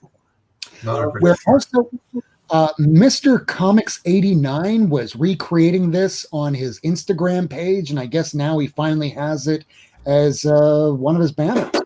And I remember even Silver Age. Oh, nice. has this as his intro where it's Comic Tropes. Comic Tropes has this anime. Oh yeah, So cool. that's him. Interior just as good. Yeah, I agree. All right, next up. Now we got some Cerebus issue number 26. This is back when Cerebus was still good and getting better and better and better. And almost every page that he was working on, whether it was Dave Sim doing the art or Gerard doing all those backgrounds or just those really fine detailed points, I mean, Cerebus was just a powerhouse back in his time. Art of Me, huh? Oh, someone wants somebody's Archies.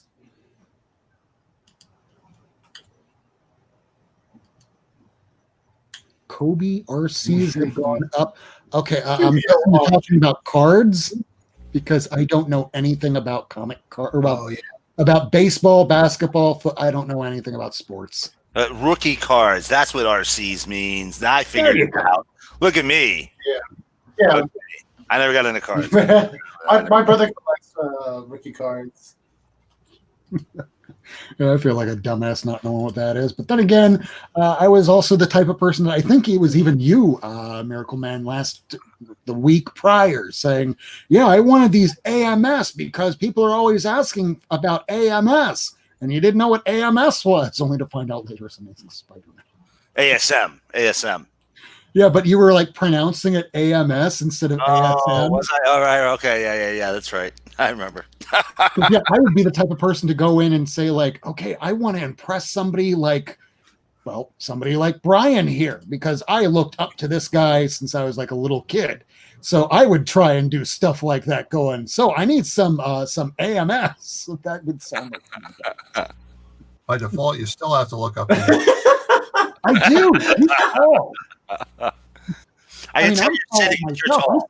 Too, but Brian, if we're talking basketball, he should play it. Yeah, I can tell over the computer with you sitting down. You're tall, dude. I can definitely. It's obvious. Yeah, I'm like 6'8". Yeah. Jesus. Did Vince Coletta ever Dang, put the day? Yes. Yeah. Absolutely. Shit.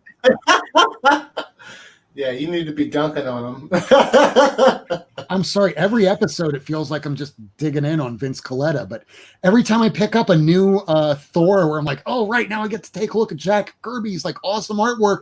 And you open it up, it's like, where is most of it? Oh, Yeah. the bitch probably erased it just so he could make it an easier day for himself. Yeah. Never underestimate the laziness of others. You know, Not lazy is this guy. Oh, Big fan. Well, Big fan here.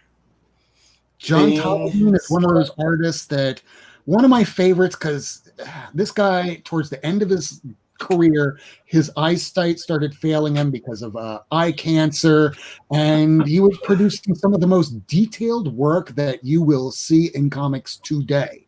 And he was inker, he was a penciler, he could do everything. He ran the gamut. And I love Steve Bissette, but it's kind of like, Kurt Cobain playing for your high school band. Right. oh shit. Yeah, for anybody who's never read those original Alan Moore written I Swamp, need to. dude, I'm telling you, Swamp Thing looked like a living. He wasn't one mass of growth with a couple of things thrown on him. Every piece of him was a different plant growing together to make Yeah. that. He had tubers growing out of him that if you like fried them up and ate them, you trip balls. Yeah, there was an issue where it was supposed to be really romantic, and I read it that way because I'm weird and I'm used to reading comics. But so Abby Holland winds up being with Alec in the swamp, and he's like, well, I can't make love to you like a normal man would. So he grows a tuber and goes, eat this. And she trips balls, but they kind of make love in their own way. It's romantic, but weird in a comic way. It's Alan Moore. The layouts on those pages and that particular issue, because I've just been working my way through a reread of the whole Alan Moore Swamp Thing run. And as she's tripping, the page kind of turns, and it flips, and the panels start being kind of like, it's hard to describe, but kind of think of like pie wedges as it turns from the left side of the left page, wrapping all the way around to the top right of the right page. Yeah, you couldn't read it just like this. You'd have to start turning it and turning it as you're reading it, and then you finally have the full story. Right. It was real unique layout design choice, particularly for 1984. You know, it was not something I had seen ever before that, and I don't think we see it very much since then either. You know. Hey, Rob. Yeah. I've got a splash page I want to show, and then after that, I got to bounce because I have work tomorrow. Yeah, you're one of those people that's actually employed. I said, this is from the Defenders #2. Nice. Oh, gorgeous. Ooh. Yeah. Yeah. Oh my goodness, that Great is scene. awesome. Sweet. Great scene. Back in the 70s, this is why you would buy a comic. Yeah. Yeah. So, anyways, that's all I got, dudes. And I gotta bounce. Gotta Well, hit the before you bounce, because we're almost done here ourselves, but I always extend this to everybody. Why don't you go ahead and promote yourself? Do you have anything coming up on your channel? Any auctions? Anything that you're planning? I think that Short, Box Paddle, and myself are gonna plan on having an auction this Sunday. So, Nice. yeah. So Are tune you in. planning afternoon or evening? Probably evening, but we'll give the specifics. I'll make a video with the specifics announcing it before that. Sorry, I'm sleepy. But yeah, Sunday, and just check my channel, and we'll do a little short kind of promo announcement thing. Sweet. Okie dokie. Nice. I'm looking forward to it. I want to see what you're going to be selling, especially after all those quarter bin boxes that you were digging through where you're like, okay, I picked this out, key. I picked this out, key. I paid 25 cents. I've done this thing for 50 cents. Look how crazy that shit is. Damn. This is why you will tune in to Awesome. Lady Fantastic on her YouTube channel this Sunday. Look out for announcements on her Instagram page. You can find her at Caro_syrup84. So thank you so much, Lady Fantastic, for coming. We will be checking in with you later. Thanks. You guys have a good night. Be safe. Night, lady. Bye, lady. Night. Take care. Sleep well. Good luck tomorrow. Don't die. Please don't. No. All right, so I only have a couple more of these things here to go because I didn't want to like ramrod the show with graphics if no one's going to talk. All right, so this one was another one of my favorites, and these I mostly just pulled from like the top 20 from Ranker. So we're kind of coming up to like the top 10 here. Now, this is from DC's New Frontier from September 29th, 2004. This is, God rest his soul, Darwin Cook, where some of those people from the community that Miracle Man was talking about earlier has been trying to rankle his widow. And the widow will have nothing to do with those people. And side note, after we wound up talking about those people at the beginning of the show, we lost one subscriber and got one downvote. So what do we say to that, everybody? Thank you for the review. Thanks, guys. Hey, just so you know, everybody who comes and hate views us, that counts as a view. Yes. So appreciate it. What's up, Fatal J? I don't approve of anybody that hate views us. So cheers. This is for you. I learned that from Genevieve Alexis, who is on Periscope. Watch her if you need a drink. I don't, so I'm not doing that. So yeah, the DC Frontier, love this series. This is one, if you haven't read it, do go search it out. The animated version of it was a fun little movie, but this series is just something all fans of DC Comics, I'm looking at you, Flashpoint, should definitely have in their collection. Phenomenal series, man. Remember when this came out? This came out about the same time as Identity Crisis. Mm-hmm. And Identity Crisis got all of the attention. New Frontier was like a sleeper, you know? And Never heard of it. oh man, dude. And they're totally polar opposites too. Absolutely. This is the most hopeful that you see the DC universe right here. It is the Silver Age. It is big, it is large. Look at the heroes on there. It's not just your capes and tights. You know, it's all the characters that came out in the Silver Age. You got Martian Manhunter and Flash. You got Adam Strange and the Blackhawks, which were big characters back then, and Green Arrow.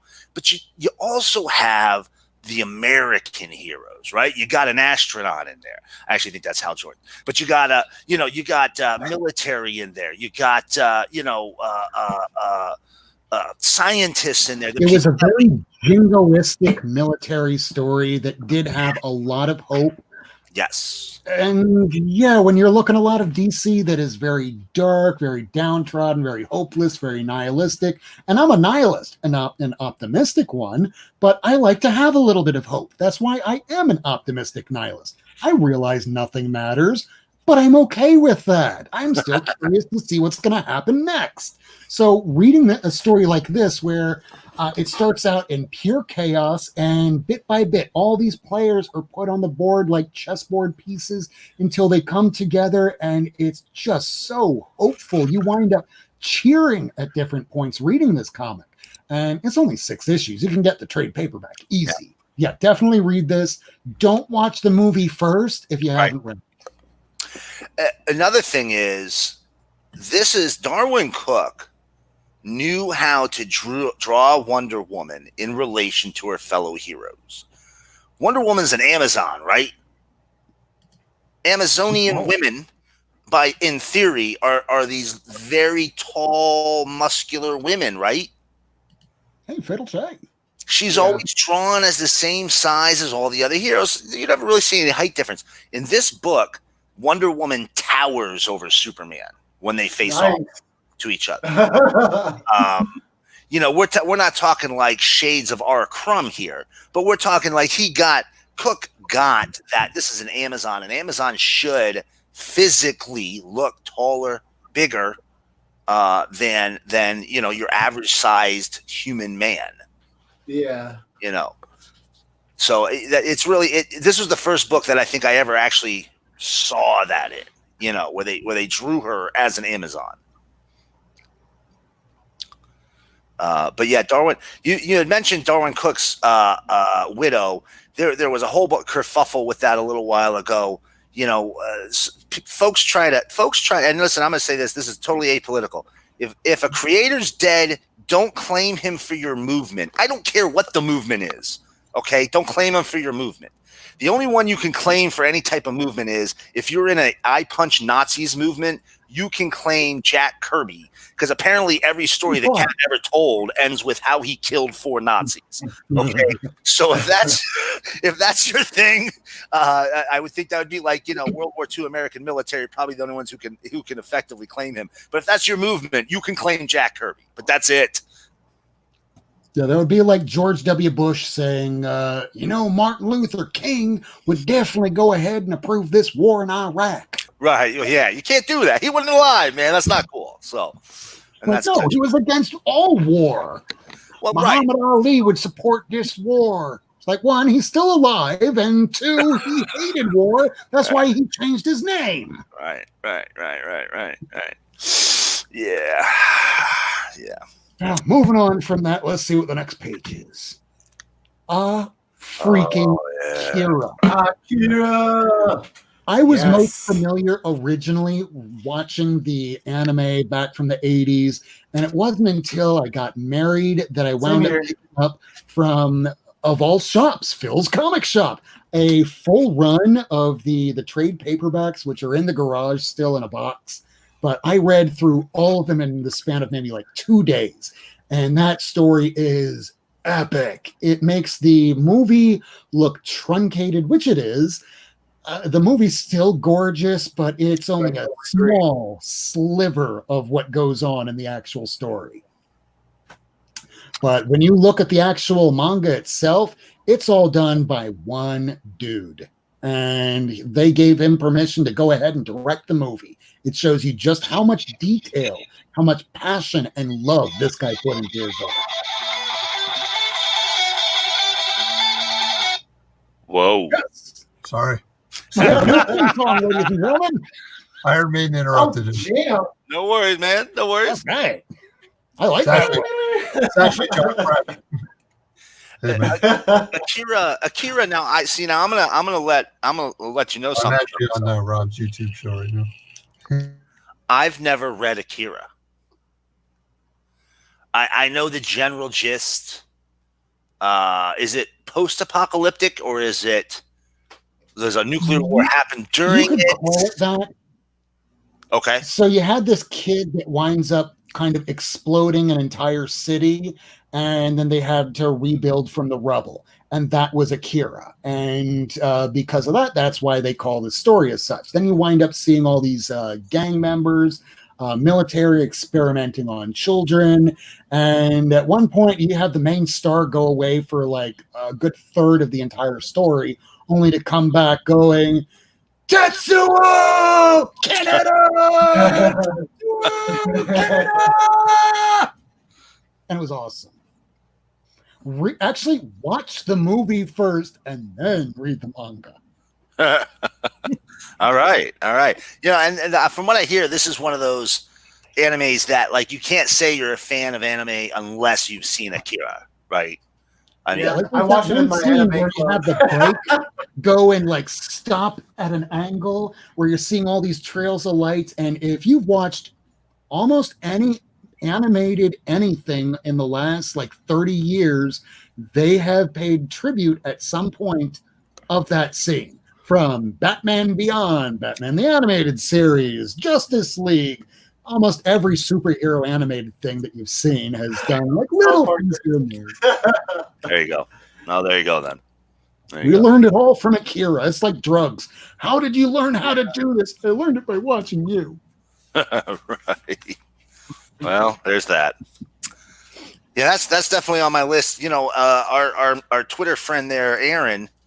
For those of you on Twitter, go follow Aaron Myers. That guy, you know, I get good deals on comics. That guy makes me look like an amateur. I mean, he's just killer. But I guess technically I am an amateur compared to him because according to Rob, he has a shop. But Oh, he does. He was even talking about it the other day because someone went into his shop with a manga hat on.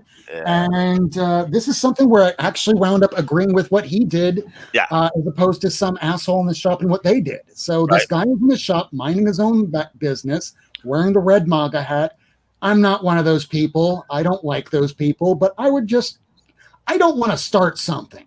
So somebody else was in the store. They flip him the bird and they start harassing him. Yeah, it's not And cool. Aaron goes, hey, Oh, guys, wow. take it outside. I don't want to have a fight in the store.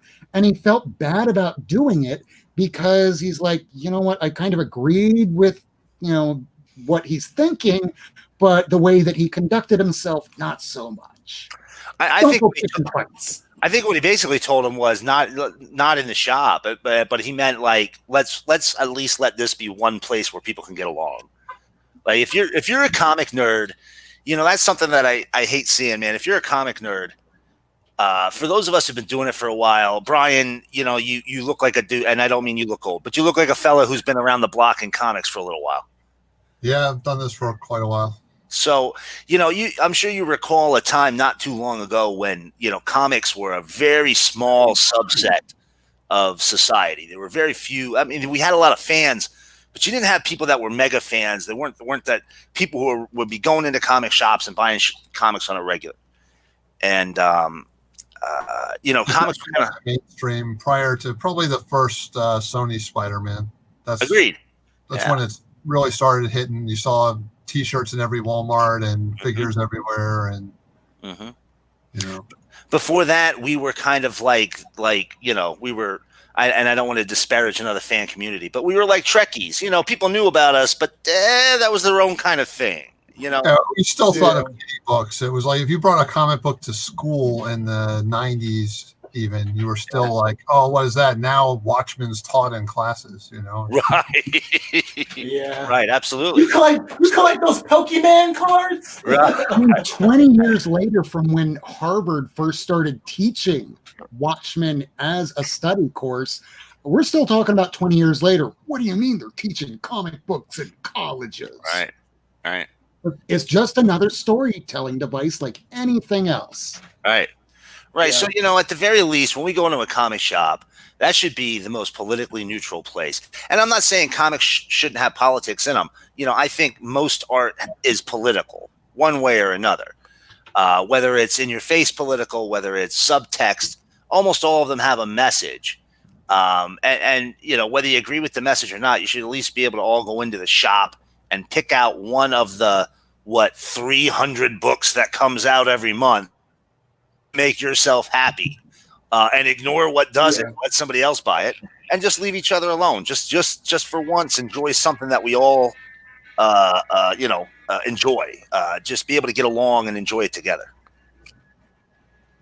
Anyway, sorry, I'm on my soapbox there. No, that's exactly what we're here for, to dispel and disperse information. Hey, you know what? Actually, I have in the chat, real quick. John Freshley's in the chat. He's my LCS. He's good friends with Brian. I just put out a StreamYard link for him, so if he wants to go ahead and jump on, he's been doing Instagram claim sales. I think he's going to be having another one coming up this Sunday. So if he jumps on, he'll be able to fill you in with some details on that. Nice. So, John's good people. Nice.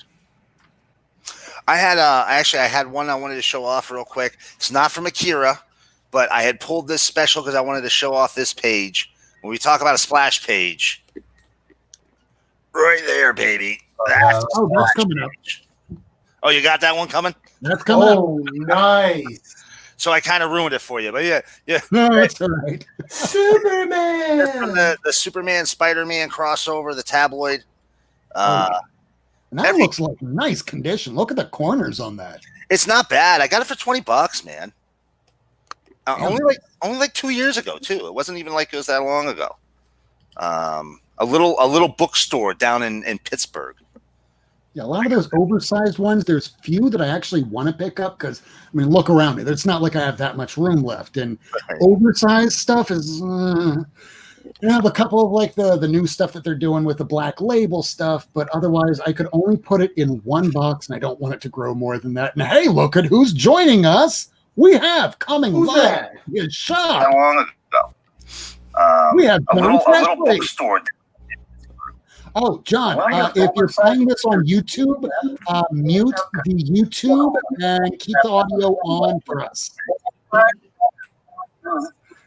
have a couple of like the new stuff that they're doing with the Black Label stuff, but otherwise I could only put it in one box and I don't want it to grow more than that. And hey, look at who's joining us.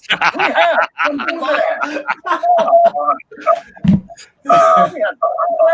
John, what's going on, guys? Can you hear me? I hear you, John, on your YouTube. Mute YouTube. What's up, guys? How you doing? John, mute the YouTube. More than that. Hey, look at who's joining us.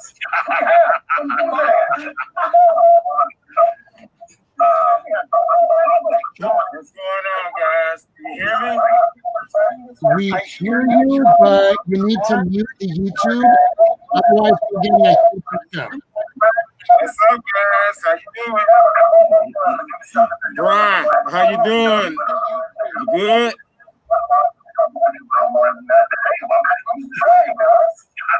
It's like a never-ending repeat.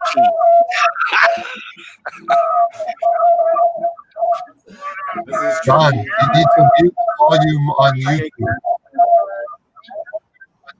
Yes, I'm gonna try and mute the YouTube right now.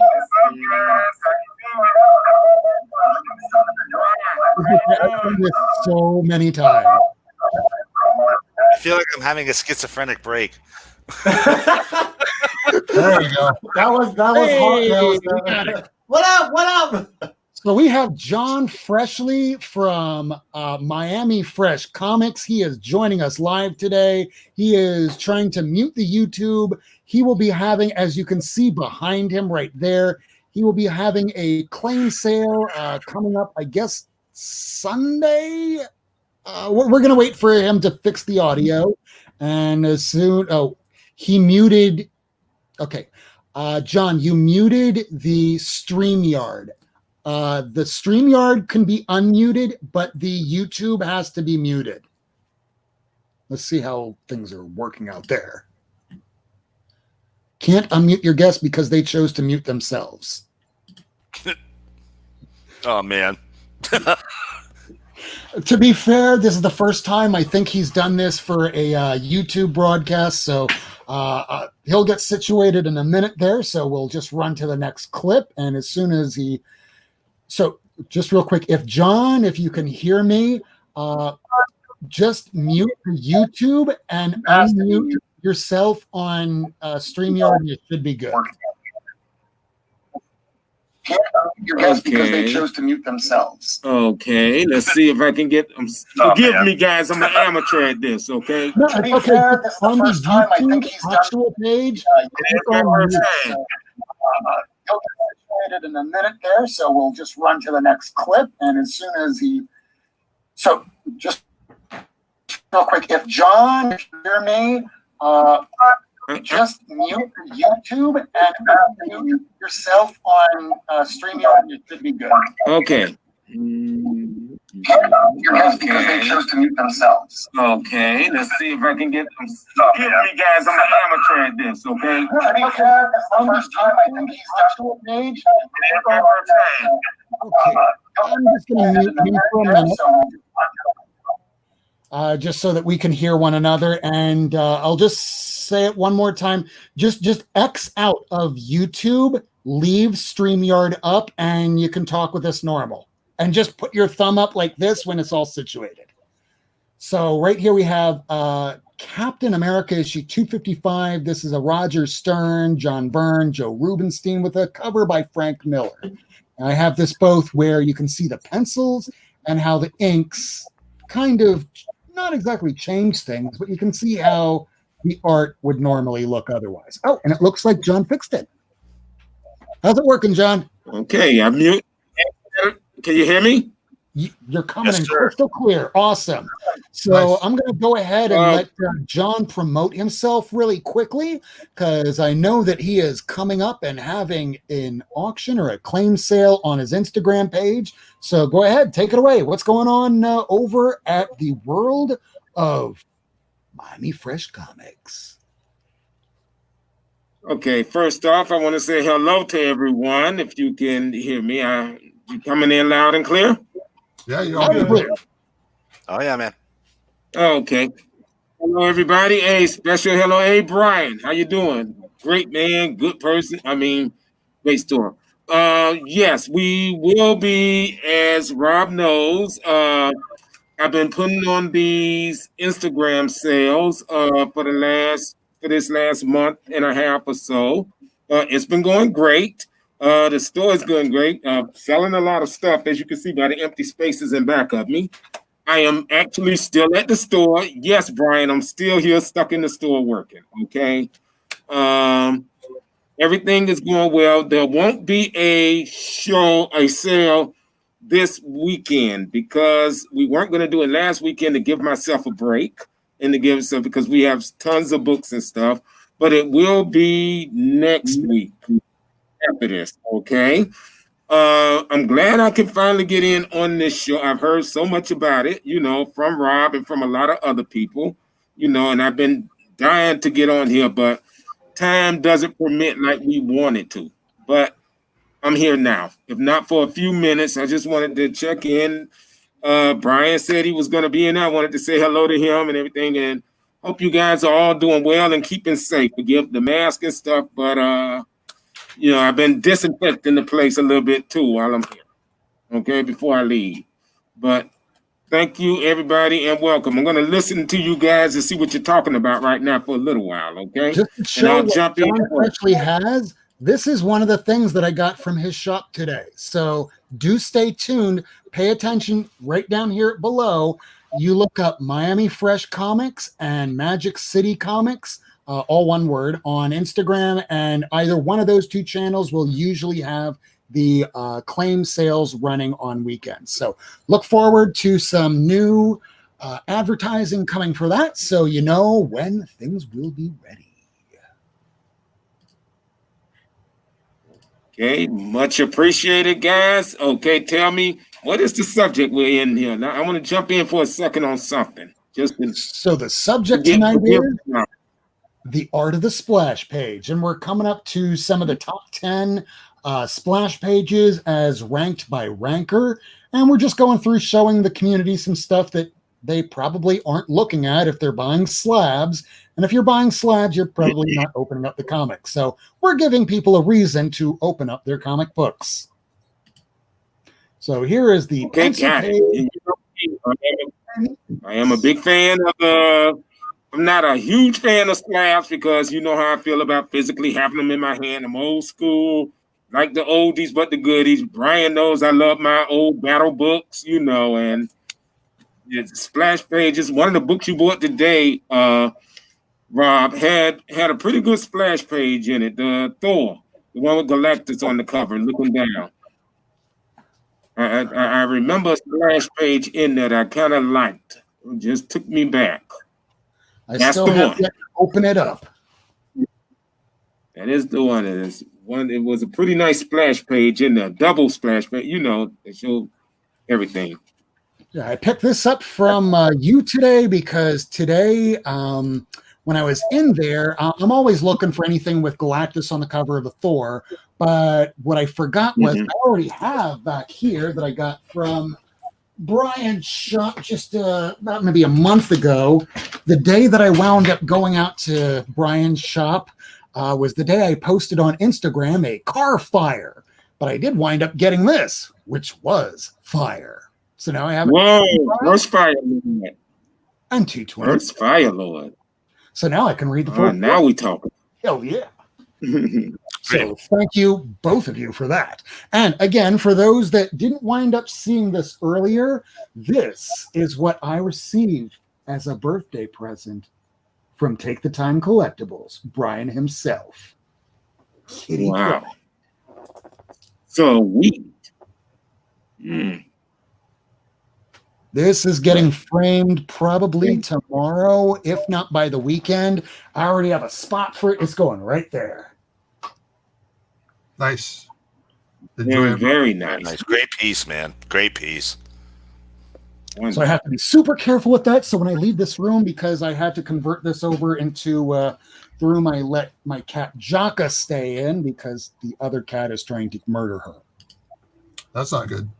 No. Why can't I just get normal animals? They look cute at first until you turn your back and it's like Toy Story. They really come alive, but in the most evil way possible. All right, now here is a Hawkeye from Volume 4, Issue 11. This was from the Matt Fraction run. David Aja, I don't know if I'm pronouncing that right, as Aja or Asia, but he did an entire issue following a dog. That's cool. Oh, wow. And some people at home might be thinking, well, that sounds dumb. Well, if you read the comic, it's heartfelt, it is sweet, it is sad, and Matt Fraction did a bang-up job on this run of Hawkeye. I read it all the way through, and then somebody else started writing. I think it was Jeff Lemire. Not the same to me, so I dropped off. Rob, is that a silent issue? That it is. Oh, that's cool. I have to check that out. I've never read it. Yeah, this is why I put in here. You might have noticed as I'm showing all of these title cards that I'll put written by, pencils and inks. I might even put colors if I think that the colors merit anything. Rarely would I ever put a letterer, but in this case, the letterer is basically the graphic designer, and Matt Hollingsworth killed it on this issue. I think this won several awards for comic books back in the day it came out in 2013. Nice. Those that haven't read it, this is something to pick up. It's a $3 issue. It's not hard to find. Now, here's one. Daredevil from Volume 1, 181. I think you kind of know what happens by the end of this.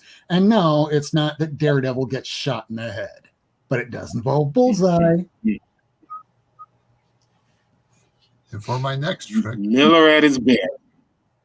He's good at what he does. Unfortunately, from his first appearances, you never would have imagined that he would become the main bad guy of the Daredevil. Next, like Kingpin. There it is. Superman versus the Amazing Spider-Man, January 1976. Jerry Conway, written, pencils by Ross Andrew, and inked by Dick Giordano. Who's another one where I think like the inker was better than the penciler, but that's just me. recolored horribly by somebody. Yes. Horrible. Yeah, actually, while I'm showing this, do you still have your copy out? All right, let's take a look at the version you have, because this was the copy that I just pulled from the internet.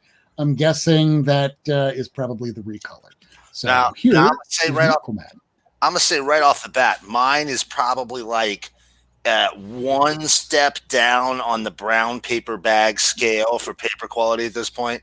She's a little rough, so you're gonna have some discoloration there, but that is a dramatic difference on color in there, boys and girls. Yeah, it's like someone turned that purple. That's pretty dramatic. It's a big difference. That one looks purple. Yeah. That looks like their costumes. Right. Huge difference. Huge difference.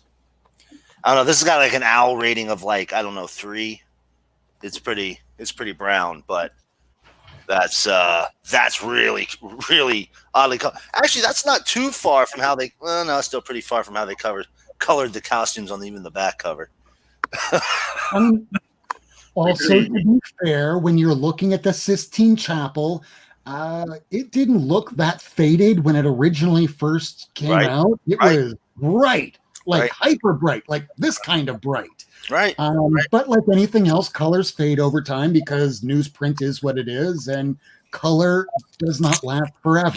Just ask those people that loaned out their issue number 1s of Avengers, X-Men, their first appearances of Thor and Iron Man. They loaned them to a bank where they put it in the window for a month. When the collector got it back, they were not as rich in color as what you're seeing right here. Right. This is probably from the Marvel versus DC trade paperback. Yes. It looks like modern computer coloring. Yeah, definitely. I mean, I might have done a little color touch just to maybe work with the levels to make it a bit, I don't know, pop more, but I did not really tamper with it that much. This is just how it actually looks. So get the original, not the reprint. I mean, don't get me wrong, it pops. Right. It pops, but it pops just not in the right way. It's garish more than anything. Yes.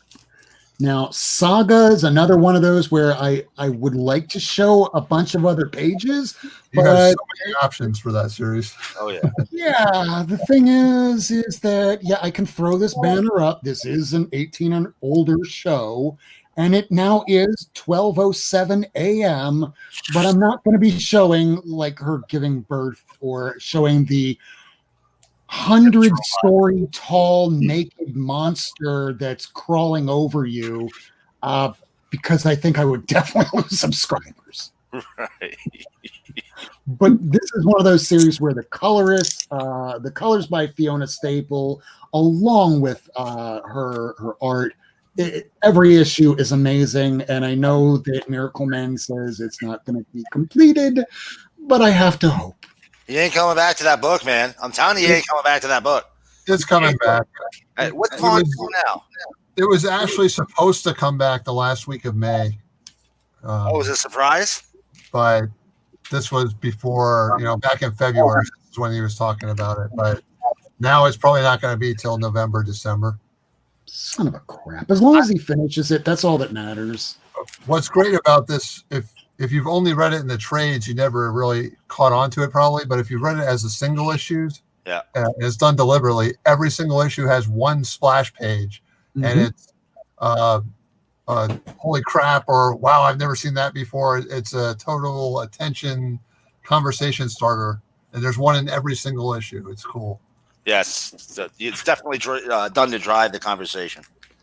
So, of course, I had to use the very first page of the first issue because it's the least pornographic of all of them.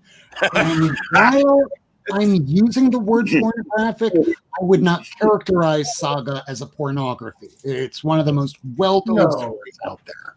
It's got everything. It really does. At its core, it's a love story, you know?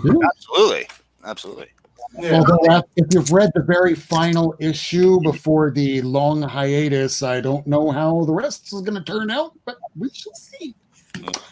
So moving on, Justice, Volume 1, Issue 11. I was wondering when you showed the Darwin Cook, I wondered if Justice was going to get mentioned because, I love New Frontier, but Justice is my favorite modern Silver Age story. Yeah. Now, I could have I did choose two of Alex Ross's work, and neither of them is Marvel's. Strangely enough, I'm of the opinion that Alex Ross loves his DC mythology, and Marvel, he's doing it for a paycheck. Kingdom Come's got to be in the top 3. Yes, I want to read that. That's coming. Oh yeah, hard agree, man. If you listen to or if you read any of Ross's old Wizard interviews and stuff, he rants and raves about the DC stuff, man. You know, he did that series of Justice League posters, I want to say in the late 90s, where it's full body shots of Justice League members. And he pulls out, a couple that he loves more than all the others, and it's why he always includes them in everything Justice League: Captain Marvel and Plastic Man. He's Plastic Man a lot. Oh yeah, always the red character. There you go. We got John Presley here. Let's blow him up. Yeah. There it is. That's the Batgirl, right? I got right in back. I keep them at my side. I love them. The Batgirl and what is that? Batman, and there's the and Green Arrow here on the side. So yeah, I love my Alex Ross. I bought these when they originally came out, and I used to even hang them up. In my little studio. Yeah, I don't know if you guys can see that, but yeah, I have all of Alex Ross. Great. I do agree with you. He leans a lot more. He loves more the DC characters he did than with the Marvel ones.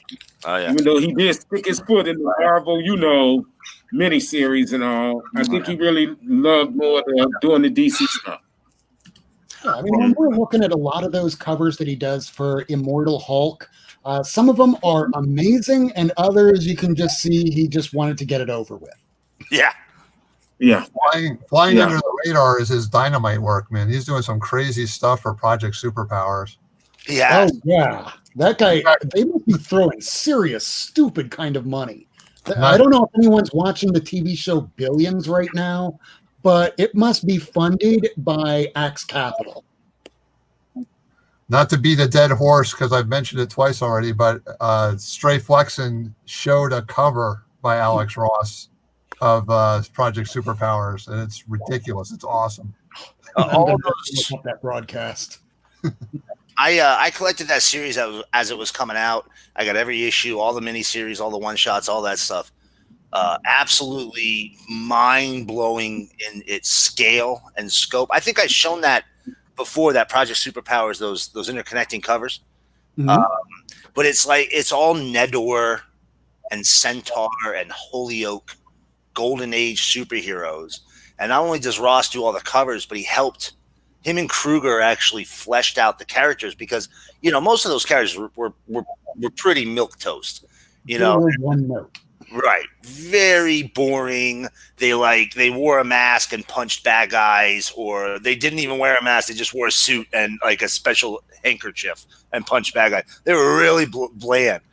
And he helped redesign all of them. He did character design sheets in the back of the first series where it's just like 20 or 30 superheroes all lined up. These crazy ass Golden Age characters, man. Just a gorgeous freaking series. Nice. And of course, Dynamite doesn't do anything with it. The characters just sit there fallow. I don't know what the hell Dynamite be doing, man. I don't get it. It's forward momentum that they seem to have a problem with. Yeah. Well, it's also cash flow. So Their stuff is very well written too. Like I was a big fan of their Lone Ranger run. It was excellent. Their Lord of the Jungle Tarzan stuff was cool. They do quality stuff. It's just nobody reads it. do you read Masks? I have them. I have not read them yet. So the first one, I'm going to be honest with you, it's one of those ones that, one of those common complaints about comic books. It was 6 issues, and because that's a trade, and or that that's what they want to do to the collected. But it only needed to be 3 issues.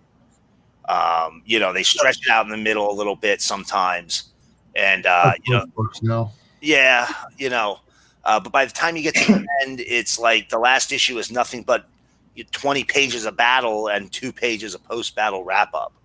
And you just wasted 4 issues walking across the street, essentially. But so it's kind of like World War Hulk, where after everything was over, they had World War Hulk After Smash. Right. It's over. Who cares? You know what else is really good from Dynamite? If you haven't read it, the Garth Ennis Shadow. Oh, yeah. Oh, yeah. Oh, yeah. Nice. They have so many of those pulp. I love those pulp characters. And they've got so many of them, but they just, it feels like they just don't know what direction to take them in. They come out with those series, and like the first couple story arcs are great because they got somebody on it who like, they've got an idea, they're nailing it. And then it just feels like I end up getting Dynamite stuff, and it feels like I drop off after like 8-9 issues every time. Because it tanks, it nosedives because they just put another creative on it, and they don't really know what to do with it. They're just trying to fill issues in. It kind of reminds me of like when they had Green Hornet being done by Kevin Smith. Yeah. Started out a lot of fun, but I could not tell you how it ended. Right. But then again, I don't think Kevin Smith probably could either. Yeah. First rule of anything Kevin Smith writes in comics: don't start it until it's done. Yeah. The very fair. Like Daredevil the Target. Or his onomatopoeia, the Batman, where it's so guy that says a bunch of sound effects that I don't. I actually love that character. Hell yeah. The character is great, but the fact that you had Batman go, so in my early days of crime fighting, when I broke in to Carmine Falcone and I had all these smoke bombs go off, it was the first time I did anything like that, and I had a bit of a bladder spasm. I'm sorry, what? Right. I had a bladder spasm. Could be worse. Could be Neil Adams describing the gas can of the Batmobile. Oh, God, yeah. Onomatopoeia was was first in his Green Arrow series. Yeah. Yes. And it worked perfectly in that Green Arrow. I think it was only like 4 issues that he was even in it, right? And then he was gone. He worked perfectly right there in those 4 issues or whatever he was in. And then we never saw him again until that Batman series, until Kevin got that little Batman mini. And I think I remember that they were supposed to include the onomatopoeia in one of the episodes that Kevin Smith was going to direct for, I don't know, whether it was The Flash or Arrow or, well, not that anymore, Supergirl, one of the CW shows. Right. Fitting perfectly. Right. So here I have another Joker. This is Brian Azzarello, but it's Lee Bergermo's art that really took the cake on this one. Yeah, Lee Bergermo's a Batman. Oh, yeah. Kingdom Come. Oh, yeah. Kingdom Come. Nice. Age. Well, this is dark as hell. It's kind of like the antithesis of what New Frontier really was. Oh, yeah. This one was very dark. Superman did not want to be part of anything anymore. You really had to cajole him to start to participate in anything. And this lone guy that's very much like what was going on in Marvel's. But when you compare Kingdom Come and Marvel's just seems like a shadow by comparison to Kingdom Come. because this is mythology of gods right here. Marvel's is like the backup story in Kingdom Come. They package it together. Here's it for $1 more. We'll throw this story in too. And the artwork is awesome. The story is good, but it just so pales in comparison. Like I have like 8 or 10 things I read every year at least once, and Kingdom Come is one of them. And then when I'm done reading it, I spend 3 days going through it and looking at the art again. You know? Yeah. Especially when you realize Superman is Alex Ross's father. Norman McKay is. Wait, what? Norman McKay? Yeah. Oh, yeah. I'm remembering like these wizards, but they came out 20 years ago, so my memory is not 100%. And I was an alcoholic for a very long time. Well, hey, it happens. Yeah, it's life. X-Men Volume 2, number 25, when that son of a bitch gets his adamantium ripped out. I know somebody in the chat was asking about adamantium. Here's your damn adamantium. Yeah. Used to be adamantium, now it's just bone. And then he loses his nose, and it gets really weird for a while. It does. It Well, does. that's why most of the X-Men are dollar books. But not this issue. And I'm pretty sure that John Freshley has a copy of this that he might be putting up at one of his claim sales, because I remember seeing it in the box today. Oh, yes. We're coming up to the top 3. Superman number 75. And I'm using my favorite print of all this because it's the lowest print. The 4th print of the newsstand edition because they printed the hell out of this. And I don't know when it happened, but it's happened somewhere along the way. It used to be 10 years ago, I'll wait for the trade. Now it's, I'll wait for the 2nd, 3rd, or 4th or final print. Okay. Right. But this panel here, this rocked the world. It rocked the comic book industry. You had people paying $120 just for the regular edition, not even the platinum the day of release. And then everyone went, oh my God, I can send my kids to college. But unfortunately, we had a fight in front of the store that day. What was that? I remember on the news they had video from your shop. From I don't even think Tate's was in business then. No, Tate's was still doing the Coral Springs Mall, the comic shows that they had on the weekends. So they weren't the powerhouse they are now. But like all comic shops, they were flooded. Hey, do you have a copy of number 75? This was before Punchline and do you have a copy of Hell Arisen 3? Do you have a copy of Batman 89? Because on a slow news day, if there's nothing going on and something goes on in comics like Captain America gets shot, Superman dies, Batman breaks his back, you will now have people going to the comic shop that normally wouldn't. So it pays to be early, but it pays more to have a pull list. Yeah, people that are in this hobby now that weren't in it then don't realize the volume of books that we used to sell in the 90s versus now. You know, now it's very rare to order 100 copies. Right. You know, then we were ordering 1,000 copies of each cover of a book and reordering them 5, 6, 7 times a week. It was insane. Yeah. The 90s were great. They couldn't even wait. They couldn't even wait for you to put them on the shelf. The people used to just line up when the new books came in. When Jim Lee X-Men came out, we were just putting stacks. Right. Yeah. This was the meme of shut up and take my money. Superman 75, I knew people who bought 10 copies of it. And I only bought one. I bought one black bag. I bought one newsstand. And I actually sent those to Ed down there in Columbia, the guy who comes in came and joined us here on the show a couple times. I think he was in here earlier, yeah. Oh, okay. And He was. I sent those 2 copies down to him because apparently they're tough to come by in South America. And I said to him, I was like, there was a point in time where I believe there were shops who were like shoring up the foundation of their building with copies of Superman 75. If maybe not that one, definitely Adventures 500. Oh yeah, we still have long boxes of Adventures 500. For that vintage 500, yes. Uh-huh.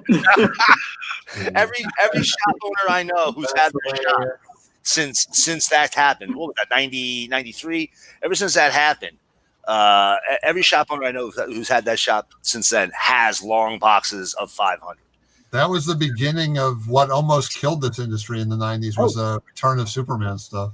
Yeah, 1/3 of all comic book businesses throughout the United States all crumbled because of Adventures of Superman 500. Well, I don't think that's fair, but you know, it is, and here's why: because most of them weren't comic book stores. They were everybody jumped on the bandwagon. Right. Video stores had comic books. You know, Well, your farm store, Circle K, everything had not just like a spinner rack, but like a dedicated section for comics, and they ordered.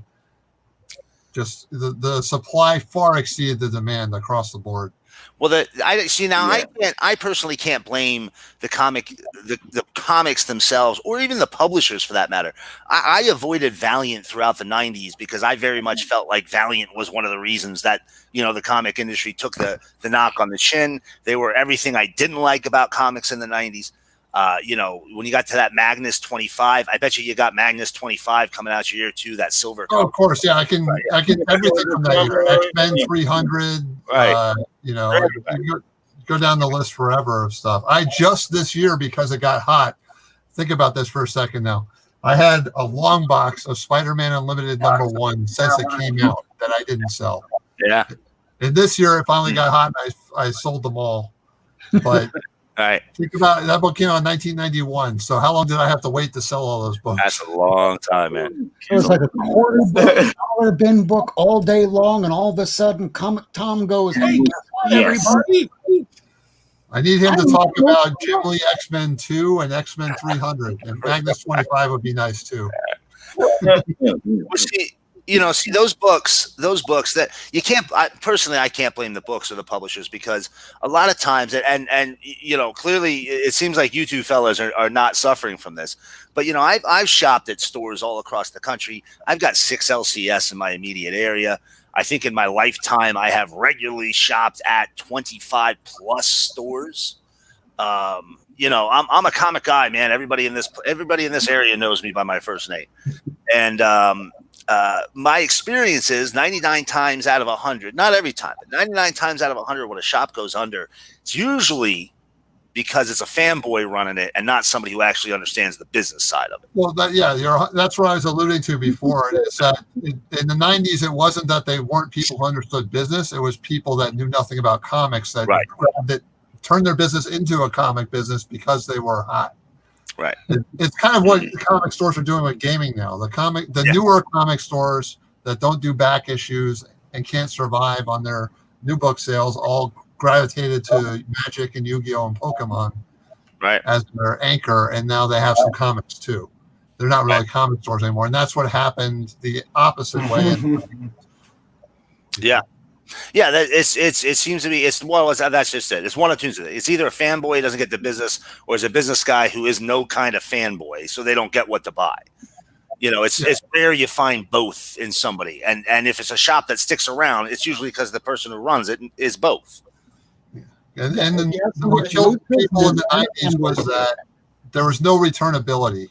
Right. You know, so most people who are in other businesses, you get quarterly returns. If you're in the music industry, you get to send stuff back. If you're in the bookstores, you get to send books back. And comics is the only place where you don't get any returns. Right. So if you order that 1,000 copies of something and you sell 2 of them, you're stuck with those 998. And that's what killed me. Oh yeah. Right. Still to this day, that's the thing that people don't get. You have to control your inventory. It's the only thing in this industry you have any control over. And if you don't do that, you're not end up in a landfill or in a storage facility where rats and roaches and silverfish and all manners of bugs will be eating away at it. Or you can just order the out of the mountain. And get your pull list every week, everybody. Oh yeah. Never abandon your pull list. Anybody's watching this show, for the love of God, never abandon your pull list. And caveat to that, if you for some reason have to abandon your pull list, call us and tell us. You know, let us know. A lot less upset with you if you tell us something happened. Life happens every day. you know. But if you don't tell me and I keep ordering books and we order stuff 2 months in advance, then I'm going to be pissed when I get stuck with $300 when it could have been $50. Right. Yeah, that's why I had to learn the hard way after I did it the dumb way, where for years I had my own personal independent comic book dealer, and I was getting books from him every week. And then I lost my job, and I was so devastated at that point, I just really stopped talking to everybody. And I realized really quickly I didn't have many real friends. I just had people that I associated with. And that's when I really just imploded inwards. But I didn't inform a person that I would have considered my best friend, hey, I can't afford these anymore, and I'm about to be homeless in 3 months. So I should probably tell you. I did not do that, and it's one of my great failings. But one of the things I did do right before I moved from Coral Springs right back down here to Miami, I at least let Phil and Brian know, hey, I'm moving to Miami. Because I did not want him to be stuck with, well, back then was a lot shorter of a pull list because I had a crappy job. Now I have an okay job and a crappy paycheck because of COVID. Fuck you, COVID. What's up, Barbarian? Barbarian Kung Fu. Hey. All right, so let's get to the next graphic I have here. And I think you all know these next couple, and we're almost done here.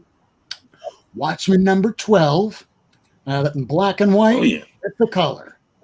So you can see that these things there were some changes made post-production in the signage, but otherwise very few things were modified before going to press. I mean, if Alan Moore wanted something on that page, he got what he wanted on that page. And now he's just credited as the writer. And you already saw it was next because we're almost at the end. Spider-Man number 50. This is now John Romita Sr. doing the pencils on this with Mickey DeMeo doing the inks. No more Ayn Rand, Steve Ditko. Don't get me wrong. I would still love to have a handwritten letter by Steve Ditko telling me to go fuck myself. But apparently enough people have those. So The interior was just as good as the exterior. Just looking at that alleyway in New York City, it is beautiful. And now let's get to the very last one. This was voted the number 1 splash page of all time, beating The Death of Superman. Now, you have the splash page to the left here, and the breaking of the bat. This was the end of an era for Batman. Jim Aparo was doing artwork where this guy's been killing it for 20 years. And then came the armored, I will shoot you because I don't have a problem killing Azrael Batman, which apparently now is blowing up according to Comic Dom. So these are the top splash pages of all time as voted by you, the reader. So I guess this has pretty much been our show. We're going to have to discuss for what we're going to be having next Wednesday, because I've been finding if I do things the day beforehand, everything falls apart minutes before the show airs. So hopefully we'll discuss over the next couple of days what we're going to be doing next episode. So next episode will look even that much better, and that I will even have a new closing screen with title cards saying goodbye, everybody. But before we all wish goodbye, I always ask everybody that's been participating in this show to go ahead and promote yourself. So how about we go around the room, starting with the person that joined us last and move inwards. John Freshley, what's going on in your store? What's going on in your Instagram? Is there anything coming up you're looking forward to? Looking forward to sell, purchasing? What's going on in the world of John Freshley? I am always looking forward to just about everything. This week, I am looking forward to Diamond getting shipping right. That's the main thing. And store-wise, we have lots and tons. We got the Instagram coming up. hopefully, I think next Sunday, I've been hitting the warehouses and hitting my house and hitting my friend's house. I got books in like 5 places right now. So we've been running into lots of key stuff, lots of good stuff, okay? Making tons of sets in here. I find that the sets, much like Brian's store and everything, sells very well, especially during this the virus thing. People tend to now gravitate more to the full storylines, the miniseries, the stuff they've never even thought about reading before, and they love it. So that's what I'm promoting more and selling tons of in the store and with other things. So during the week, new books, like I say, support your local comic book stores. We're doing a little bit better than I thought we would be doing at this time. Okay, you guys just keep on promoting, keep on visiting, keep on, keep doing what you're doing. We love you for it. We appreciate it. And you need anything, you just let us know. Okay. All right. So that is Miami Fresh Comics. You can find him on Instagram. He does not have a YouTube page as of yet, but we might even work on that. So moving on. Next, we have Brian at Take the Time Collectibles. Go ahead. What's going on in your YouTube page, Instagram, Twitter, whatever have you? Don't have Twitter, Instagram. Pretty steadily post up some original art, Transformers, and comic books. Try to do at least something every day just to keep it going because I've been slacking so much on the YouTube front. Outside of this appearance, I showed up on Kavi's original art hour show maybe a month ago, and 2 weeks before that, Hialeah had me on for Inquiring Minds. But I haven't done a video. It's probably 3 months now. And I needed to do one a month before that. Well, I've got quite a bit of stuff I haven't shown that I need to do a whole video for at some point, but I don't know when it's going to happen. Now that I'm back at the store, I'm not going to have time anytime soon. So just spending time trying to get the store back to normal, catching up on paperwork, getting everybody's subscriptions back up to par, finding out who's coming in, who's not, making people aware we're back, and trying to stay safe and find a little time for family and my girlfriend and her kids and some stuff for me and have some fun. So I really appreciate you inviting me out tonight, Rob. It was a privilege to be on here, share the panel with all you guys. It was fun conversations, good time. I needed it. It was a long day, but good ending to it. So thank you very much, and try to get something out soon on YouTube. We'll see. And again, thank you so much. Go check out Take the Time Collectibles on his Instagram page. This is what I got from him for my birthday. Now, what he does on his channel also, he does a Transformers Tuesday. So if you're into those old 1980s Transformers toys, he has all those rare things you've never seen before. He has plenty of awesome stuff. Go take the time to check out Take the Time Collectibles. So how about we go ahead and say, Mr. Mindshift. Yo, what up? I'll be posting on Instagrams a little bit more this week, but in terms of a show, I don't have anything planned for my YouTube channel. I might hop on someone's channel here and there, but you know how it is. Well, just last night we jumped on somebody's channel. He was even in the chat. Yeah. Real Todd.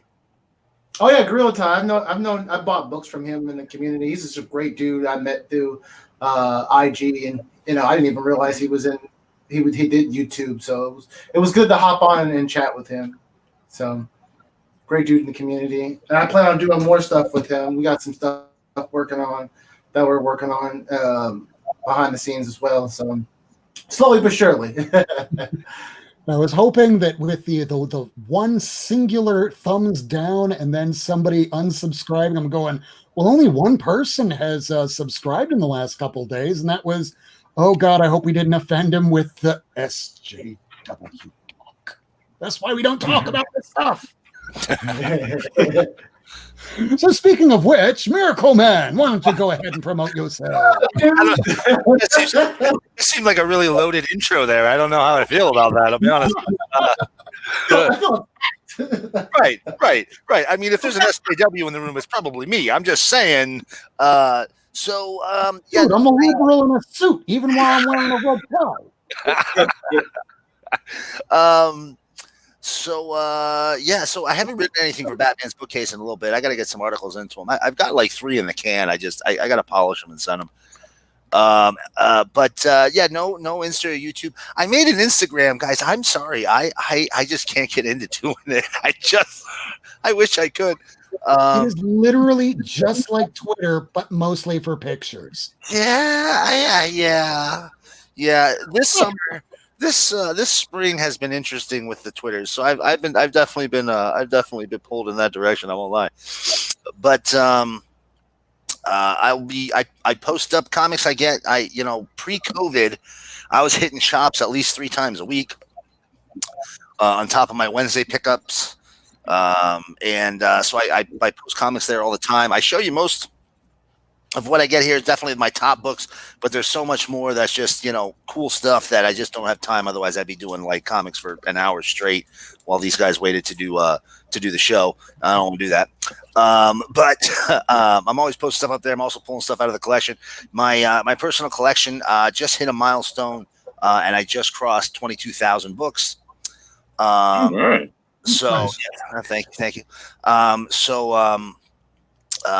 pull stuff out of the comic vault and put them up to show off from time to time as well. Oddball stuff and the like. I also like to put up stuff that is available in trade right now that you can read if you're still stuck in a lockdownish area. You can order it. You can get it from your LCS if they're doing curbside or shipped to you. Or you can order it from any of many online bookstores. So I'll put together some series like what I'm about to send to my friend Rob here this week. I got a little series put together for him. That's some classic Superman stuff from Volume 2, post Crisis on Infinite Earths. You guys remember those? You guys remember the Supergirl and the Superboy from the Pocket Dimension for that the Time Trapper made for the Legion of Superheroes? John and Ryan, remember those? Let me see. Yeah. Supergirl in the late 80s and 90s was like this gelatinous Lana Lang from a different dimension and stuff. And The one with the later white called her Matrix. Yes, Matrix. Yes. So this is, I just recently put those together. I'll be posting that story on Twitter and those issues and breaking them down for people. But yeah, other than that, that's pretty much it. And then I'll be here pretty much every Wednesday. Well, and that is our show, ladies and gentlemen. So thank you all for joining. You are the comic book community. I thank you so much for all of you that have joined. Thank you coming week in, week out, live viewers in the chat, people that do it on the replay. This has been one of our longest episodes we've done in a while. It's because we wanted to show the love of the actual interiors of the comic books. Because I know a lot of you deal in slabs, you like the art, but sometimes the stuff on the inside is gold too. So I will close out the show by saying thank you. Go read some more comic books. Remember, rule number 1 is don't die. Well, I will leave you with the most embarrassing thing that has happened to me probably in my life that was posted on YouTube. This is me proposing to marry my first wife on stage in front of 3,000 people at Anime Next in 2006. So good night, everybody. Here's your moment. Good night. No way. No way. No way.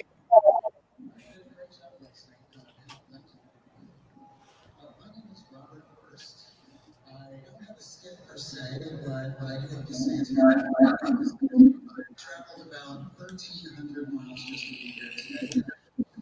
day of my life just to stand before you now. What experience I've faced, I've lived just to make the decision I'm about to make. I've come here with a proclamation of love, faith, honor, devotion, and commitment. Woo! Woo! You look so cringy. Like, I can't believe this is Oh my happening. god. Is this over yet? This idiot can't even work a mic.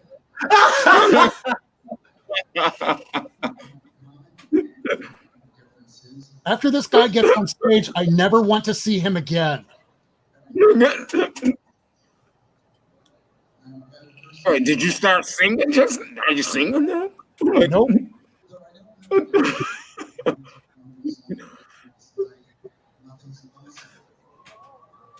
Was this planned or impromptu? This was planned about 4 months out. Oh wow. Wow.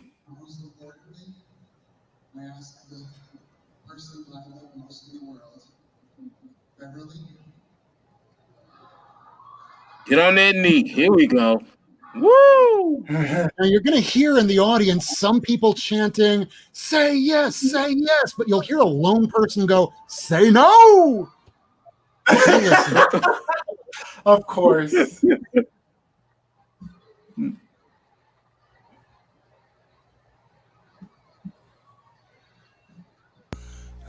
They're all looking. Where is she? Where is she? She's trying to run out the back. At the bar. We barred the doors.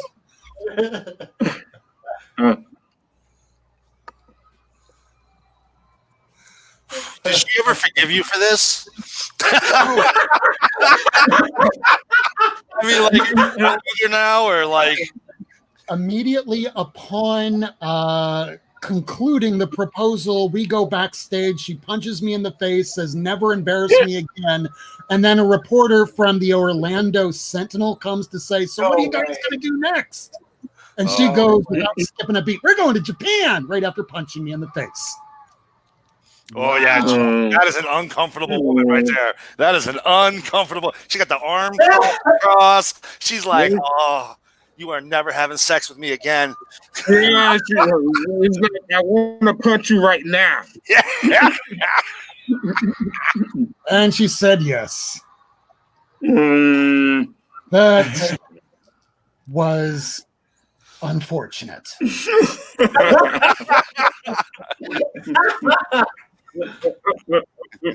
So that was the one and only time I've gotten married, and that will never happen again. And this is why I have the comics I have before me and not a giant anime collection. So Orlando, I hope you enjoy those the giant anime collection you got from me and the comics you got from getting stuff back.